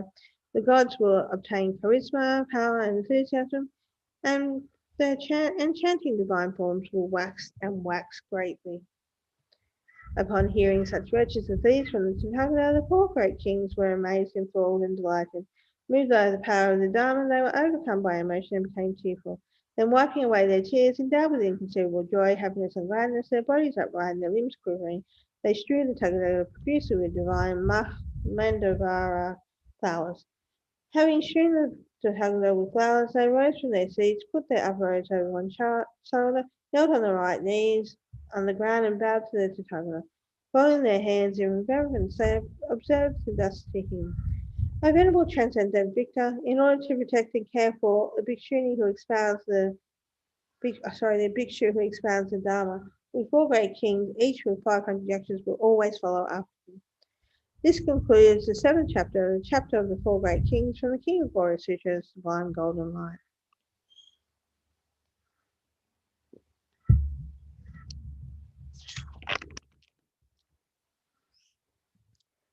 Chapter 8, chapter on Sarasvati. Then the great goddess Sarasvati put on her upper robe over one shoulder, knelt on her right knee, and bestowing reverence with her hands folded to the Tathagata, spoke thus. O venerable transcendent victor, I, the goddess Sarasvati, will also bestow eloquence in order to adorn the speech of the bhikshu who expounds the Dharma. I will grant him Dharani, I will always invest him in the power of authority of speech. To the bhikshu who expounds the Dharma, I will give great illumination of knowledge. If he loses or forgets a word or a letter upon the glorious King of Glorious Sutras, Sublime Golden Light, I will supply the bhikshu who is expounding the Dharma with all definite sounds, letters, and words.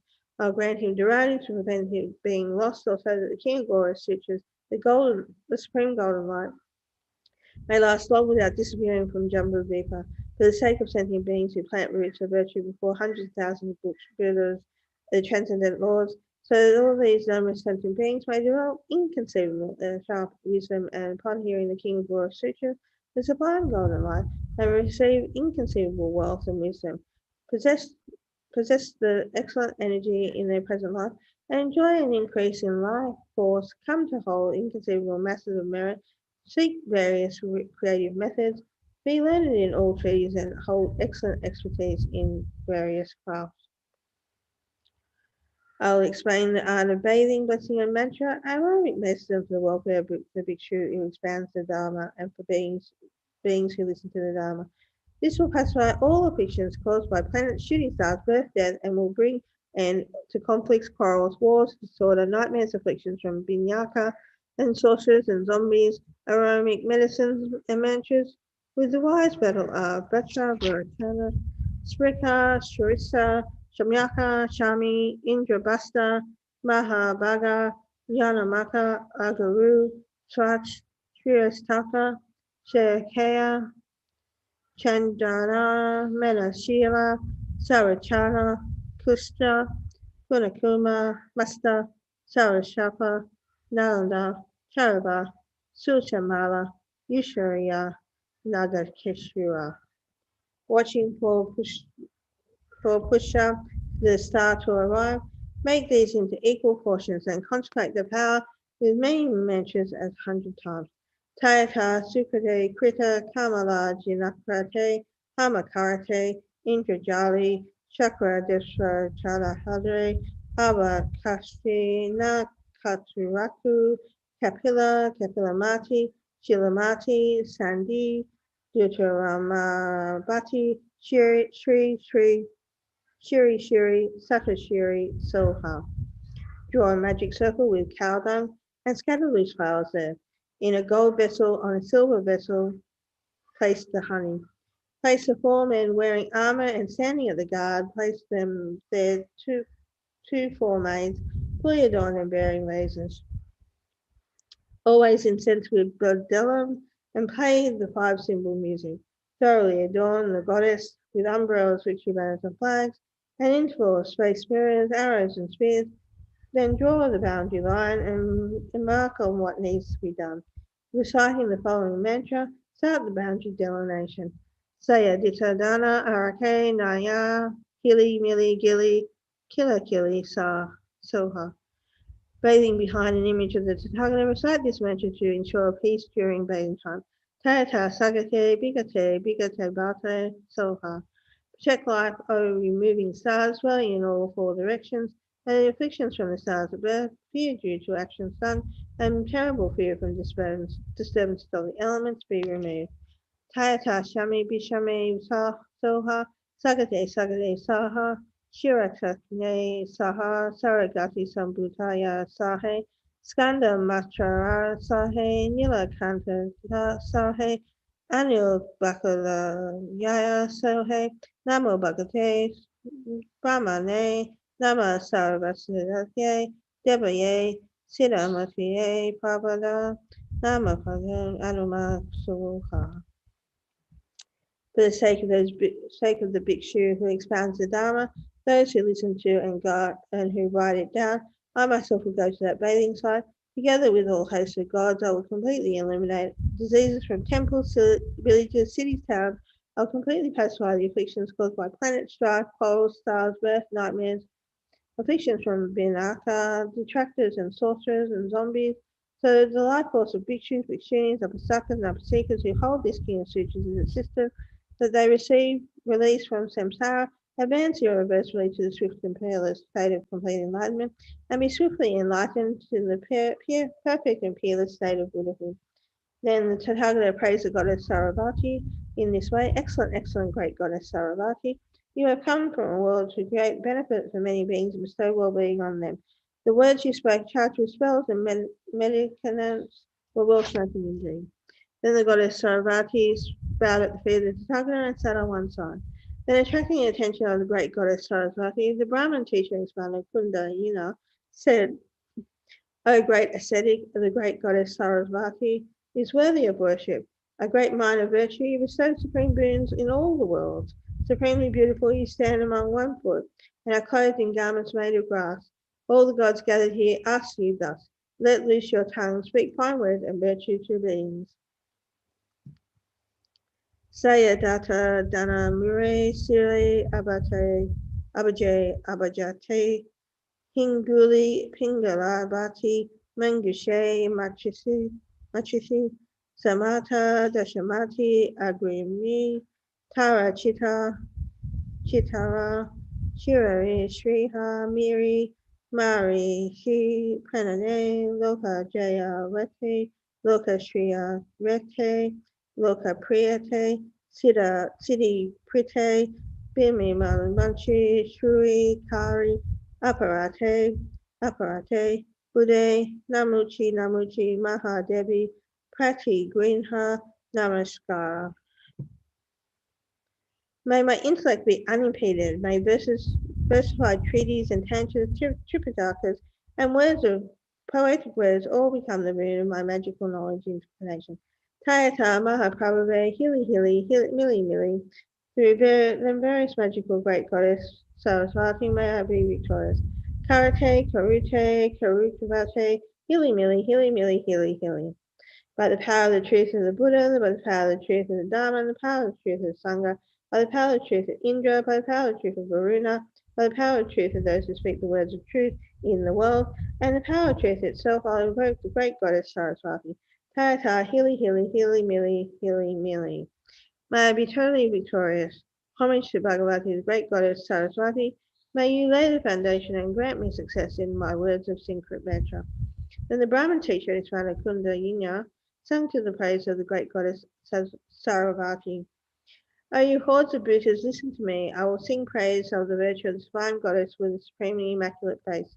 She is the chief of goddesses, the finest among sublime women in the world's gods, Gandharvas, and Asura lords. She is adorned with limbs embellished with numerous virtues, called Saraswati. She blazes with merit, her eyes are broad. She is fully endowed with pristine wisdom's virtue, and resembles an array of precious jewels. I praise the virtue of her supreme eloquence.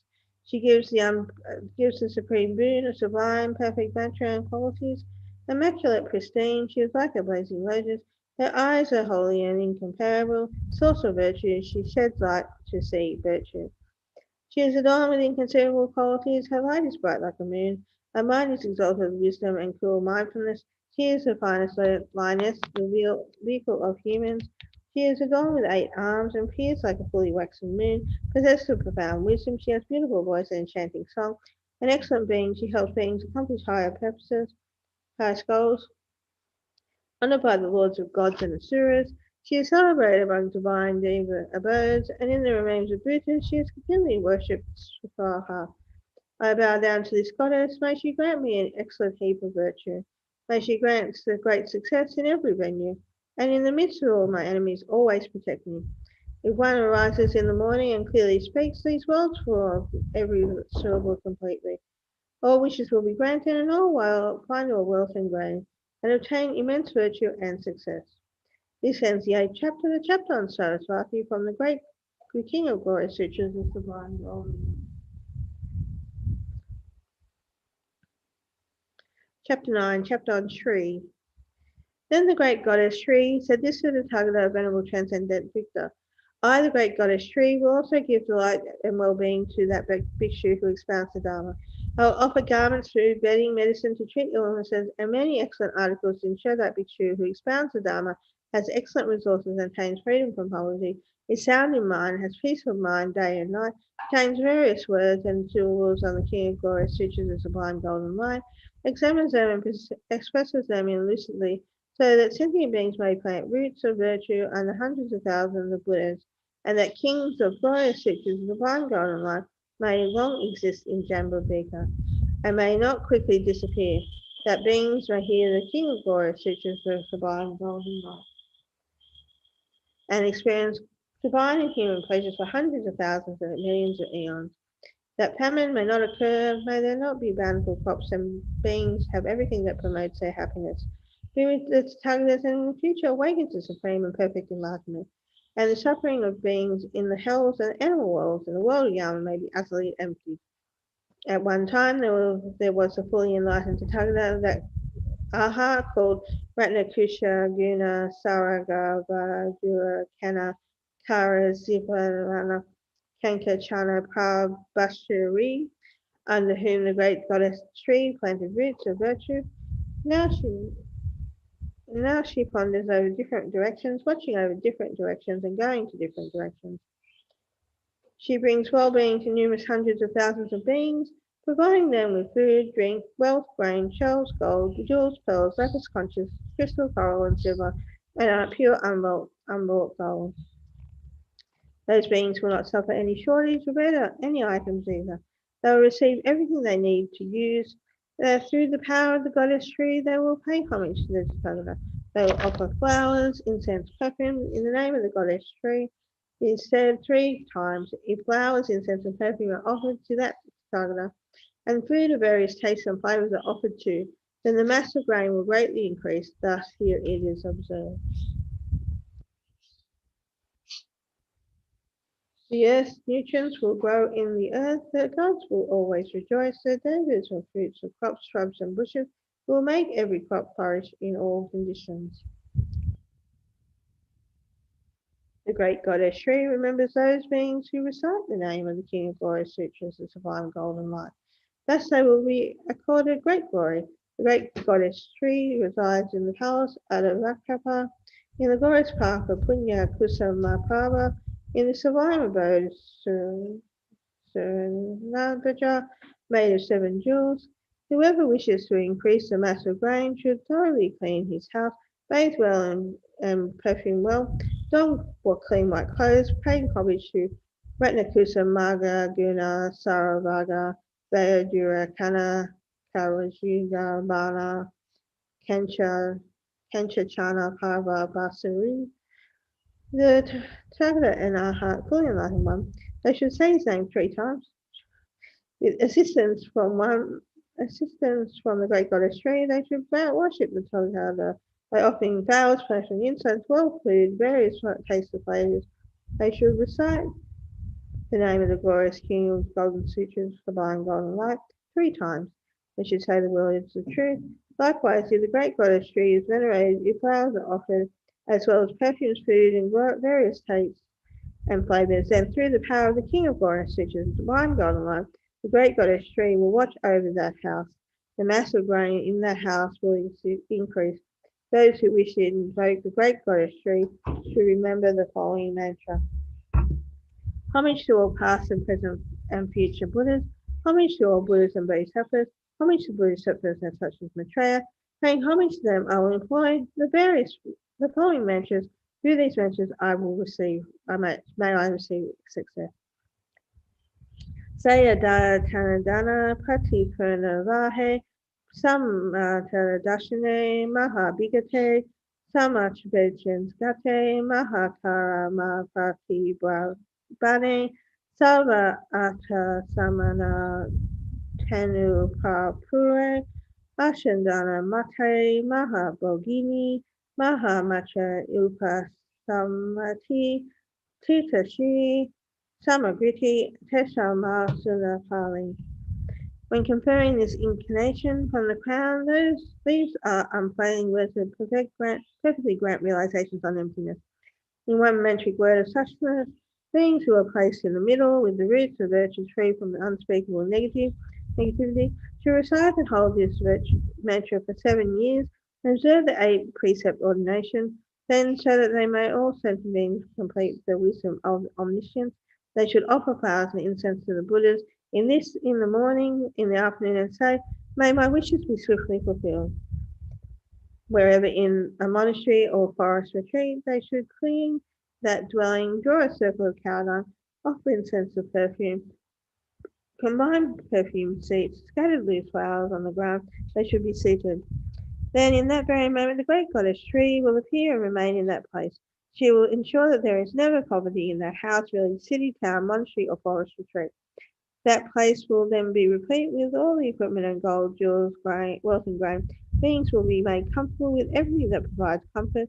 Whatever roots of virtue they gather, their major share should be offered to the great goddess Shri. Then, as long as they live, she will remain in that place, and all their wishes will be fulfilled. This ends the 9th chapter, the chapter on Shri, the great goddess from the King of Glory Sutras, the sublime golden light. Chapter 10. Chapter on the earth goddess Drita. Homage to the Bhagavan Tathagata Ratnakishan. Homage to the Bhagavan Tathagata Vimara Lokashala Ratna Ashrumi Prabhasaketu. Homage to the Tathagata Suvan Jambud Bhajya Kana Chidana. Homage to the Tathagata Suvana Bashar Gaba. Homage to the Tathagata Suvan Bashar Rata Mipa Bashaketu. Homage to the Tathagata Suvana Ratna Kalacha Kuta. Homage to the Tathagata Surava Krishna Pojava Rashmiketu. Homage to the Tathagata Mahapradipa. Homage to the Tathagata Ratnaketu. Homage to the Bodhisattva Ruchiraketu. Homage to the Bodhisattva name Suva Bhashana Toma. The Bodhisattva Suranagava. The Bodhisattva Sada Paradita. The Bodhisattva Dharamogata. Homage to the Tathagata in the east named Akshobhya. Homage to the Tathagata in the south of Tathagata Ratnaketu. In the west is the Tathagata Amateus, and in the north is the Tathagata Dundubashvara. Whoever holds, recites, or commits to memory the names of these Tathagatas or Bodhisattvas will always remember their past lives.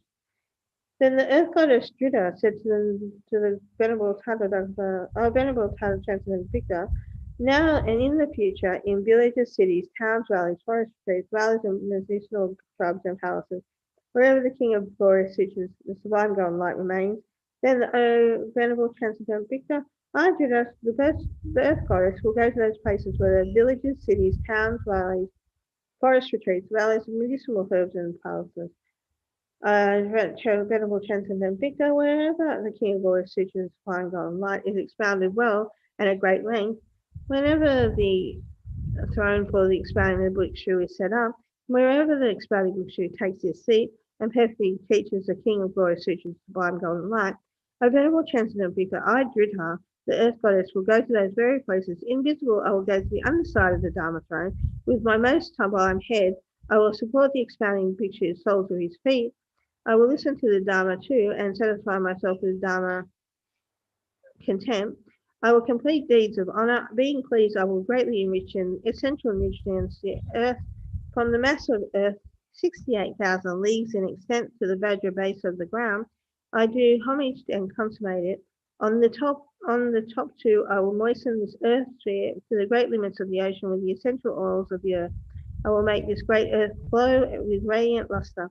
Therefore, the grasses, bushes, medicinal shrubs, and forests in Jambudvipa will grow very lustrous. All varieties of parks, forests, stately trees, leaves, flowers, fruit, and crops will become extremely lustrous.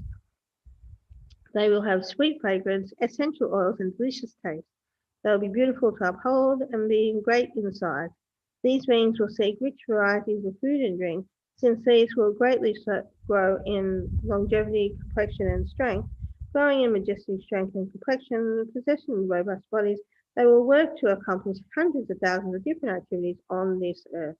They will persevere, they will strive, they will perform actions that lead to strength. A venerable transcendental Victor, through these means, Jambudvipa will be at peace, have good crops, prosper, and abide in a state of serene joy. It will be populated by many human beings. All beings in Jambudvipa will be happy and will experience a myriad of joys. These beings will have great complexion, robust bodies, charisma, strength. For the sake of the King of Glorious Sutras and Sublime Golden Light, I will go towards the Bhikshus, Bhikshunis, Upasakas, Upaseekas who uphold this King of Glorious Sutras, the Sublime Golden Light, and who uphold this Dharma seat, have gone there for the well-being, happiness, and sake of all sentient beings, and with very least might, I request those expounders to teach the King of Glorious Sutras, the Sublime Golden Light, at great length. Why? Because the King of Glorious Sutras, the Sublime Golden Light, is clearly taught. Then I, Drita, the earth goddess, along with my attendants, will come to have intense luster and immense strength. The teaching will generate in our bodies great strength, joy, resilience, and might. Our bodies will gain excellence and charisma and joy. A venerable transcendental Victor, I, Drita, the earth goddess, will be satisfied in this Dharma nectar. Upon obtaining great charisma and strength, perseverance, and might, the essential earth nutrients of this Jambudvipa will increase immensely. The great earth will become lustrous. O venerable transcendental Victor, the beings who rely on the earth will increase, grow, and expand. They will become great after the beings who live on this earth have become great. They will enjoy material wealth, well-being, and variety of useful things.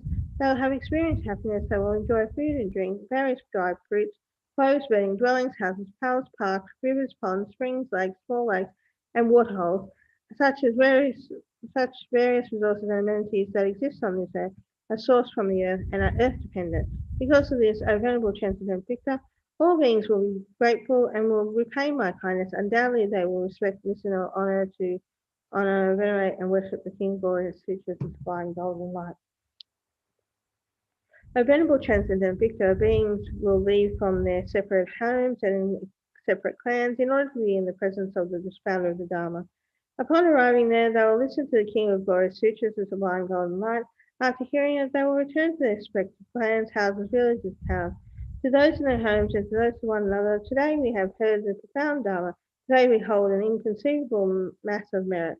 The act of listening to the Dharma has delighted hundreds of thousands of millions of Tathagatas. By listening to the Dharma today, beings in the hells will be completely free. Beings in the world of Yama, animals, and hungry ghosts will be completely free too. By listening to the Dharma today, they, in the future, for many hundreds of thousands of rebirths, they will be reborn as gods and humans. If those who reside in the separate homes were to show one another the beings, just one example of the King of Glory, Sutra Sublime Golden Light, or were to make other beings hear just one chapter of the King of Glory Sutra Sublime Golden Light, one account of past events, the name of just one bodhisattva, the name of one Tathagata, one stanza of 4 lines, or just one word, or even just the name of the King of Glory Sutra Sublime Golden Light, or O venerable transcendental Victor, if these different beings in various places were to state this sutra's various lines of reasoning to one another, being, and make them hear or narrate an account, then venerable transcendental Victor, all those places will become extremely lustrous. The places for the sake of all beings will increase and greatly expand. All beings in turn will be in a state of well-being. They will have great wealth and the resources will be inclined to generosity.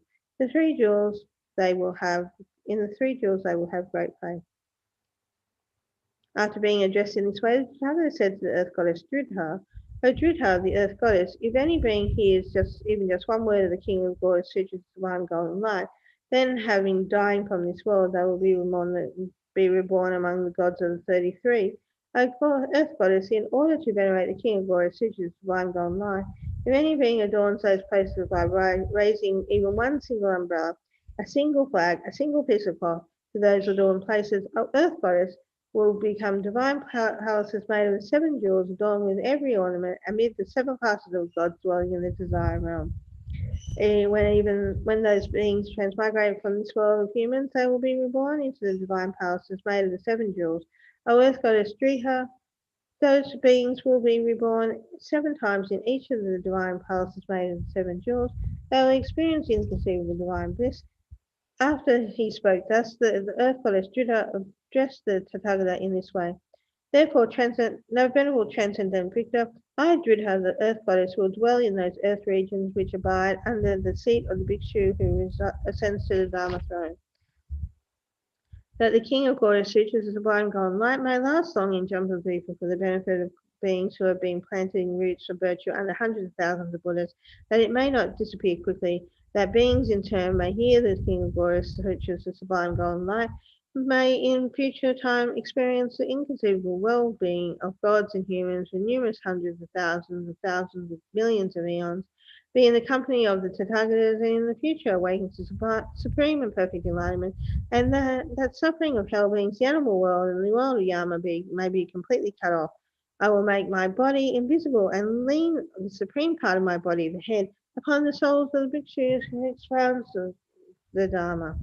This ends the 10th chapter of the chapter of the earth goddess Dhrudha from King of Glorious Sutras of Sublime Golden Light. Chapter 11, chapter on Samjinaya. When the great general of Yakshas called Samjinaya, along with his 28 great generals of Yakshas, arose from his seat, put his upper robe over one shoulder, and knelt on his right knee, bowing in reverence to the direction of the Tathagata.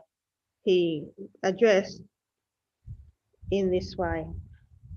O venerable Lord, now or in the future time, in villages, cities, towns, valleys, forest retreats, hilly medicinal valleys, or places wherever the King of Glory, Sutra, sublime golden light exists, O venerable Lord, I, Samjanaya, the great general of the Yakshas, along with the 28 great generals of the Yakshas, will go to those villages, cities, towns, valleys, forest retreats, hilly medicinal valleys, or palaces, make our bodies invisible, and we will protect the bhikshu who expounds the Dharma. We will give him protection, hold and nurture him, and avert retribution, and make him peaceful and well. He will completely protect men, women. We will completely protect men, women, boys, and girls who listen to this Dharma. We will completely protect those who listen to and remember a stanza, 4 lines, or even a single word from the King of Glory Sutras, the Sublime Golden Light. We will completely protect those who hear and remember the name of a single Bodhisattva from the King of Glory Sutra, the Sublime Golden Light, the name of a single Tathagata, or the name of this King of Glory Sutra, the Sublime Golden Light. We will give them protection, hold and nurture them, avert their retribution, and make them peaceful and well.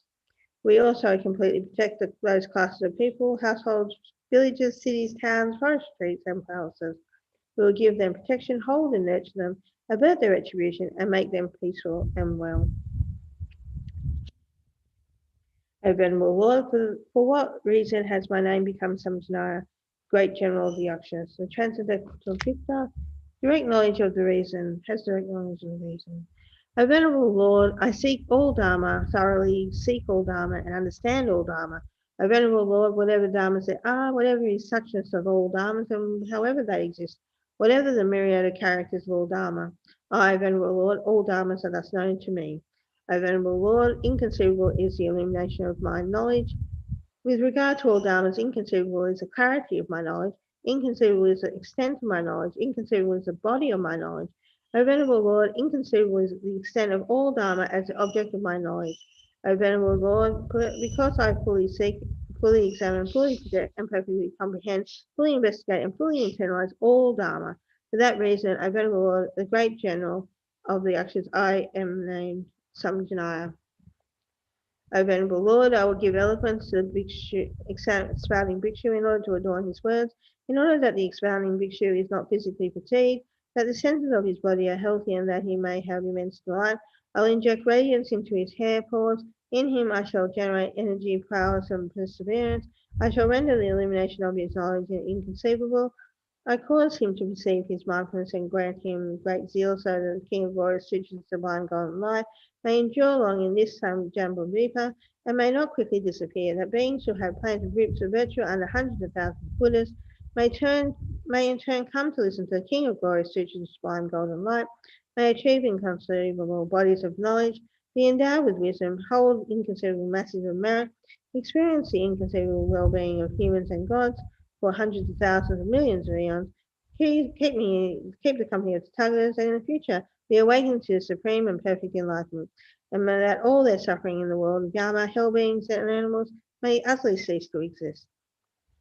This ends the 11th chapter, the chapter on Samjaya from the King of Glory, Sutras, the Sublime Golden Light. Chapter 12, chapter on the royal treaties, entitled The Inviolable Commitments of Divine Kings. Homage to the Tathagata, fully enlightened, Ratna Kuta Sumangaya Saravijaya Daya Kana Karika Suvana Kana Kashna Praha Bashri. Homage to the Tathagata, fully enlightened Shakyamuni, whose body is adorned with hundreds of thousands of millions of virtues, and who makes the light of this Dharma blaze. Homage to the great goddess Sri, endowed with boundless virtue. Homage to the great goddess Sarasvati, endowed with wisdom's limited qualities. Then at that time, at that moment, King Baladranketu said to his son, King Vitraketu, whom he had enthroned and who had not long been in royalty, Son, there is a royal treaty called the Inviolable Commitments of Divine Kings, which, not long after I was enthroned, I received from my father, King Bhadravaneketu.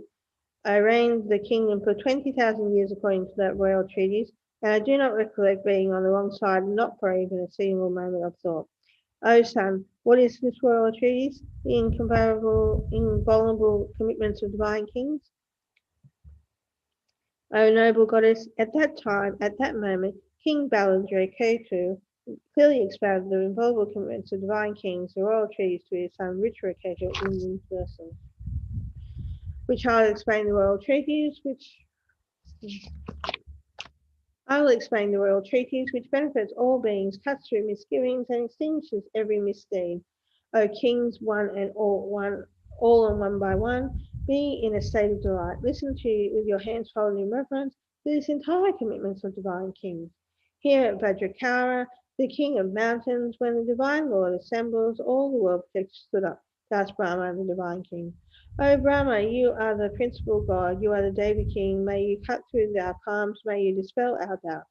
Why is a king born among humans called divine? For what reason is he called divine son? Born in the world of humans, he would be a human king. How did God will divine kingship among men? When the Lord Brahma was asked thus by the protectors of the world, Brahma and chief of gods replied in this way: As for the guardians of the world, ask me thus. For the benefit of all beings, I will reveal this sublime treaty. I will explain the origin of the kings, to you who are born in the realms of humans, and by what means they become kings of their land. Blessed by divine kings, they enter into their mother's womb, being first blessed by gods, afterwards they enter her womb. Once born in the human world, they become kings of humans. From gods they are born, thus they are called divine sons. Granting them a share of royalty and saying you are the son of gods, the divine rulers of the 33 create such human kings in this way, in order to bring misconduct to an end, thwart what is against the Dharma, and set beings in virtuous deeds, so they may ascend to the celestial abodes. The kings of humans, be they Gandharvas, Rakshas, lowercase human or God, bring an end to evil deeds. These human lords, blessed by devas, to show actions ripening effect, are like parents to those who engage in virtue. They are empowered by gods to show the fruition of deeds, of actions done well and wrongly in this life. When the lords overlook evil acts committed in their lands, and to those who are unlawful fail to mete out their benefiting revenge through the neglect of unlawful deeds, which is not dharma will triumph. Conflicts and clandestine acts will befall their region over and over again. The lords of gods will be enraged in the palatial dwellings of the 33. When a king overlooks the presence of evildoers in his region, troubled clandestine acts will ruin and destroy that land. Upon arrival of a foreign king, the country will utterly succumb.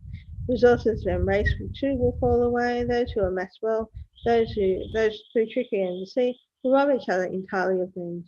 When a king does not perform the function for which his kingship has been bestowed, he will demolish his own realm, as the elephant lord destroys the lotus pond. Unfavorable winds will fall, unfavorable rains will fall. Unfavorable winds will arise, unfavorable rains will fall. The sun and moon will be unfavorable, and likewise the planet and stars.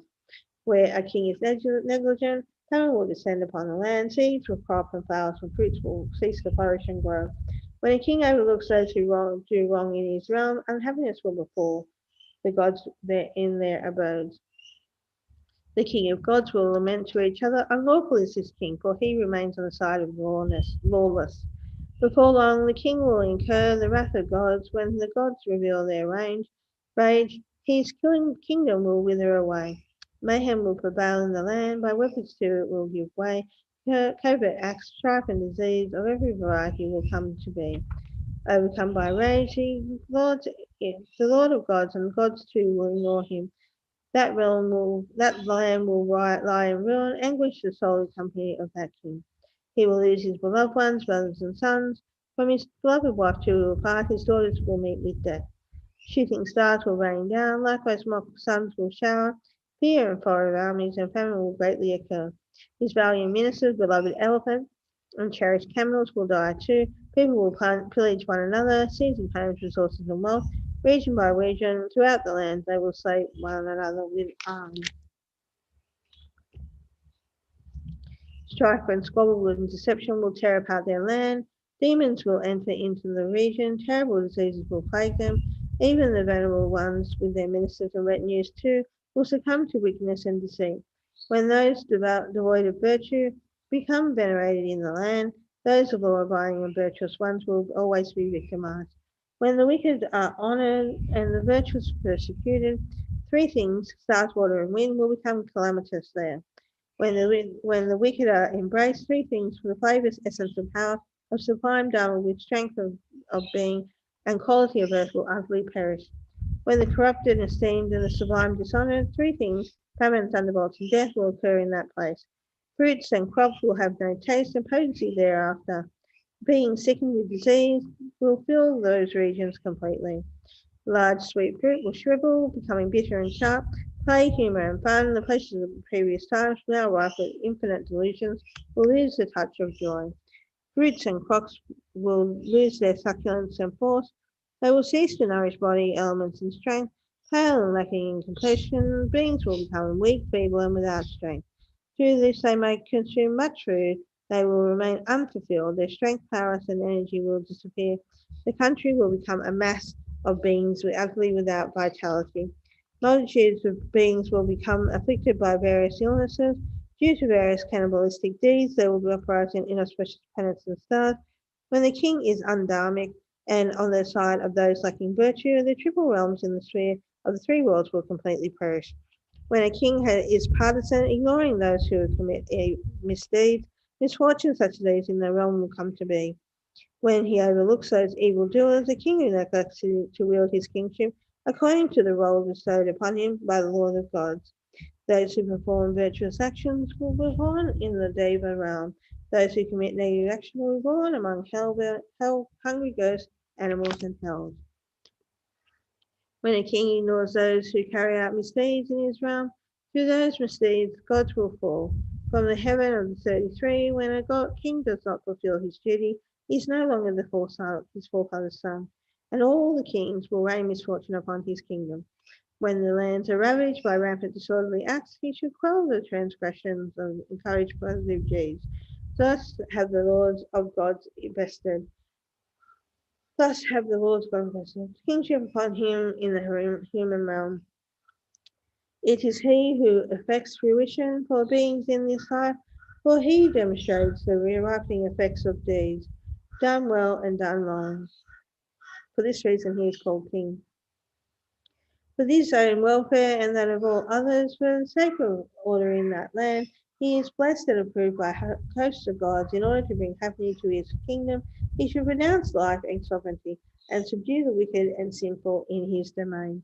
Should he tolerate lawlessness and wittingly ignore the unlawful, no other threat could be as terrible as this.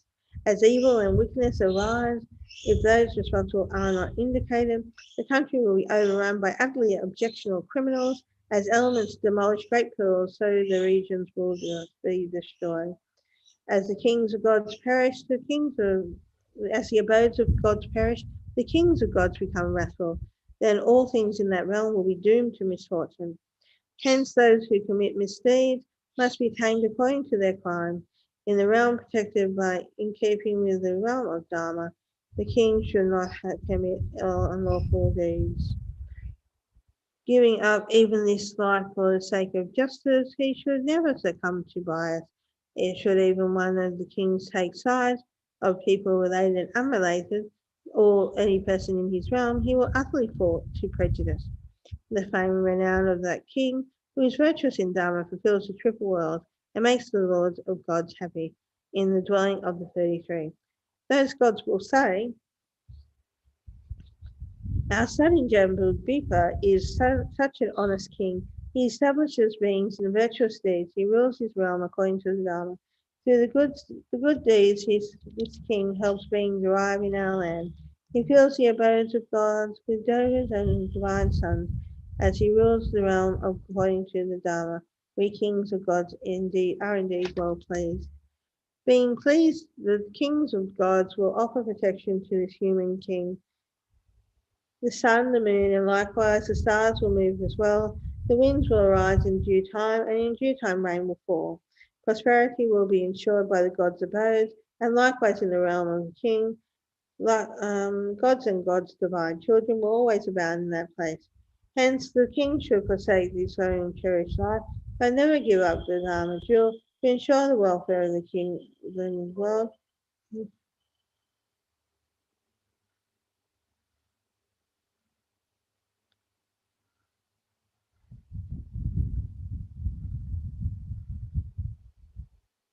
to ensure the welfare of the world, he should seek company with that most sublime one and fully renounce from his simple deeds. Protecting this realm according to the Dharma, teaching them well in the laws of Dharma too, those engaged in virtue should be encouraged that he himself must refrain from evil deeds. When those who accordingly do evil deeds are accordingly attained, a year of abundance will ensure. Magnanimous will be the king, possessor of renown and fame, who reigns his subjects in peace. Thus ends the 12th chapter, the chapter on the royal trees, titled The Inviolable Commitments of Divine Sun Kings. The King of Glory Sutras, the Sublime Golden Line.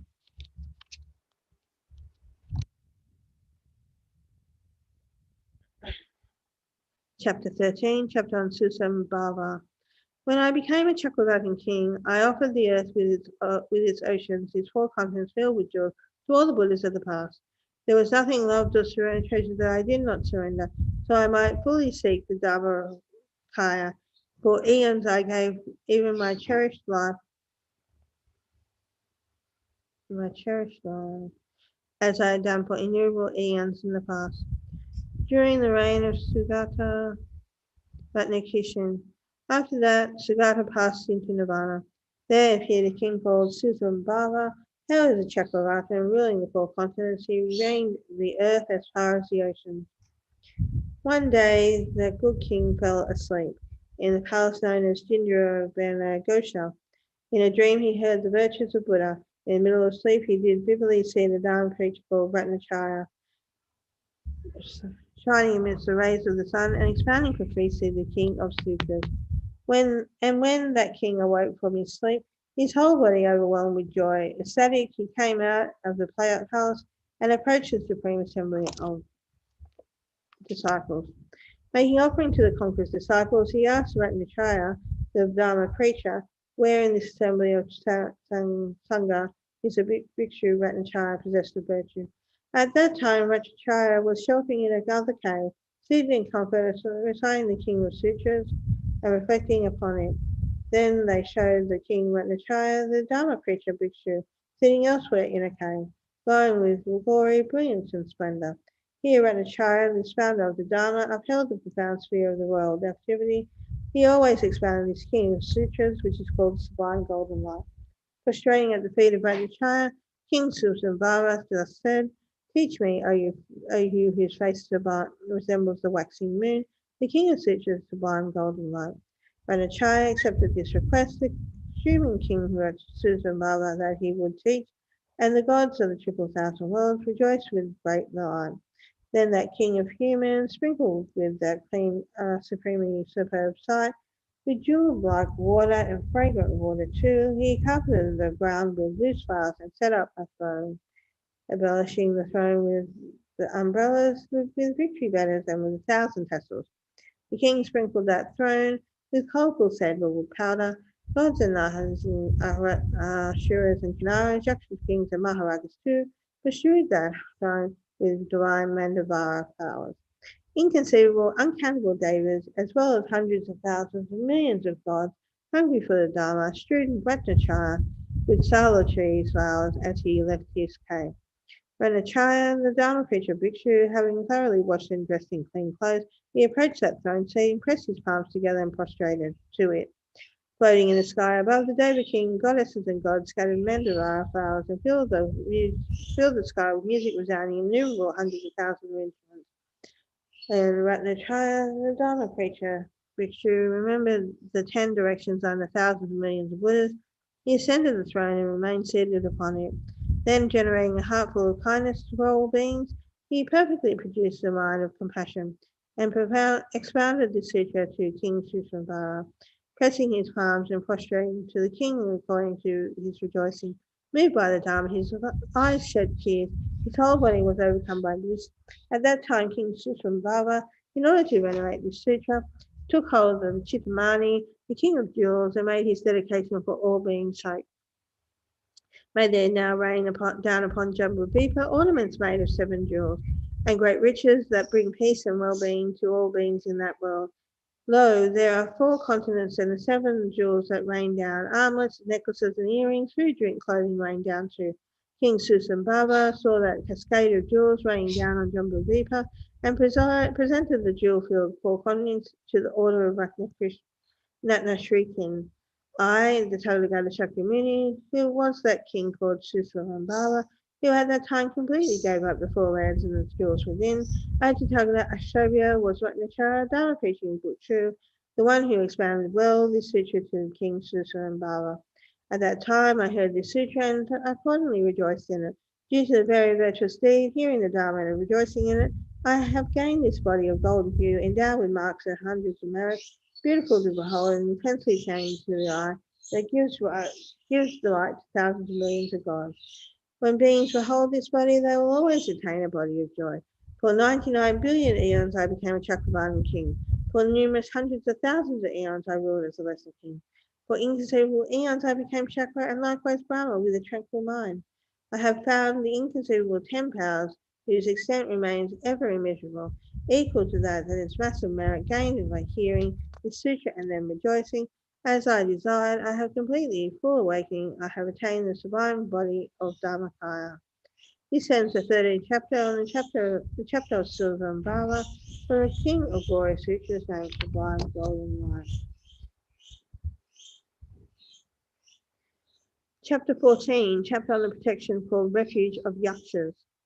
A great goddess Shri, a devout son or daughter of noble family who wishes to make inconceivably great and extensive offerings of resources and articles of past, present, and future Buddhas, and whom is keen to know the profound Buddha sphere as past, present, and future Buddhas should listen to this King of Glory Sutra's Sublime Golden Light with full conviction, concentrated mind, and attentive ears in the place, monastery, or forest retreat where this Sublime Golden Light is fully expounded.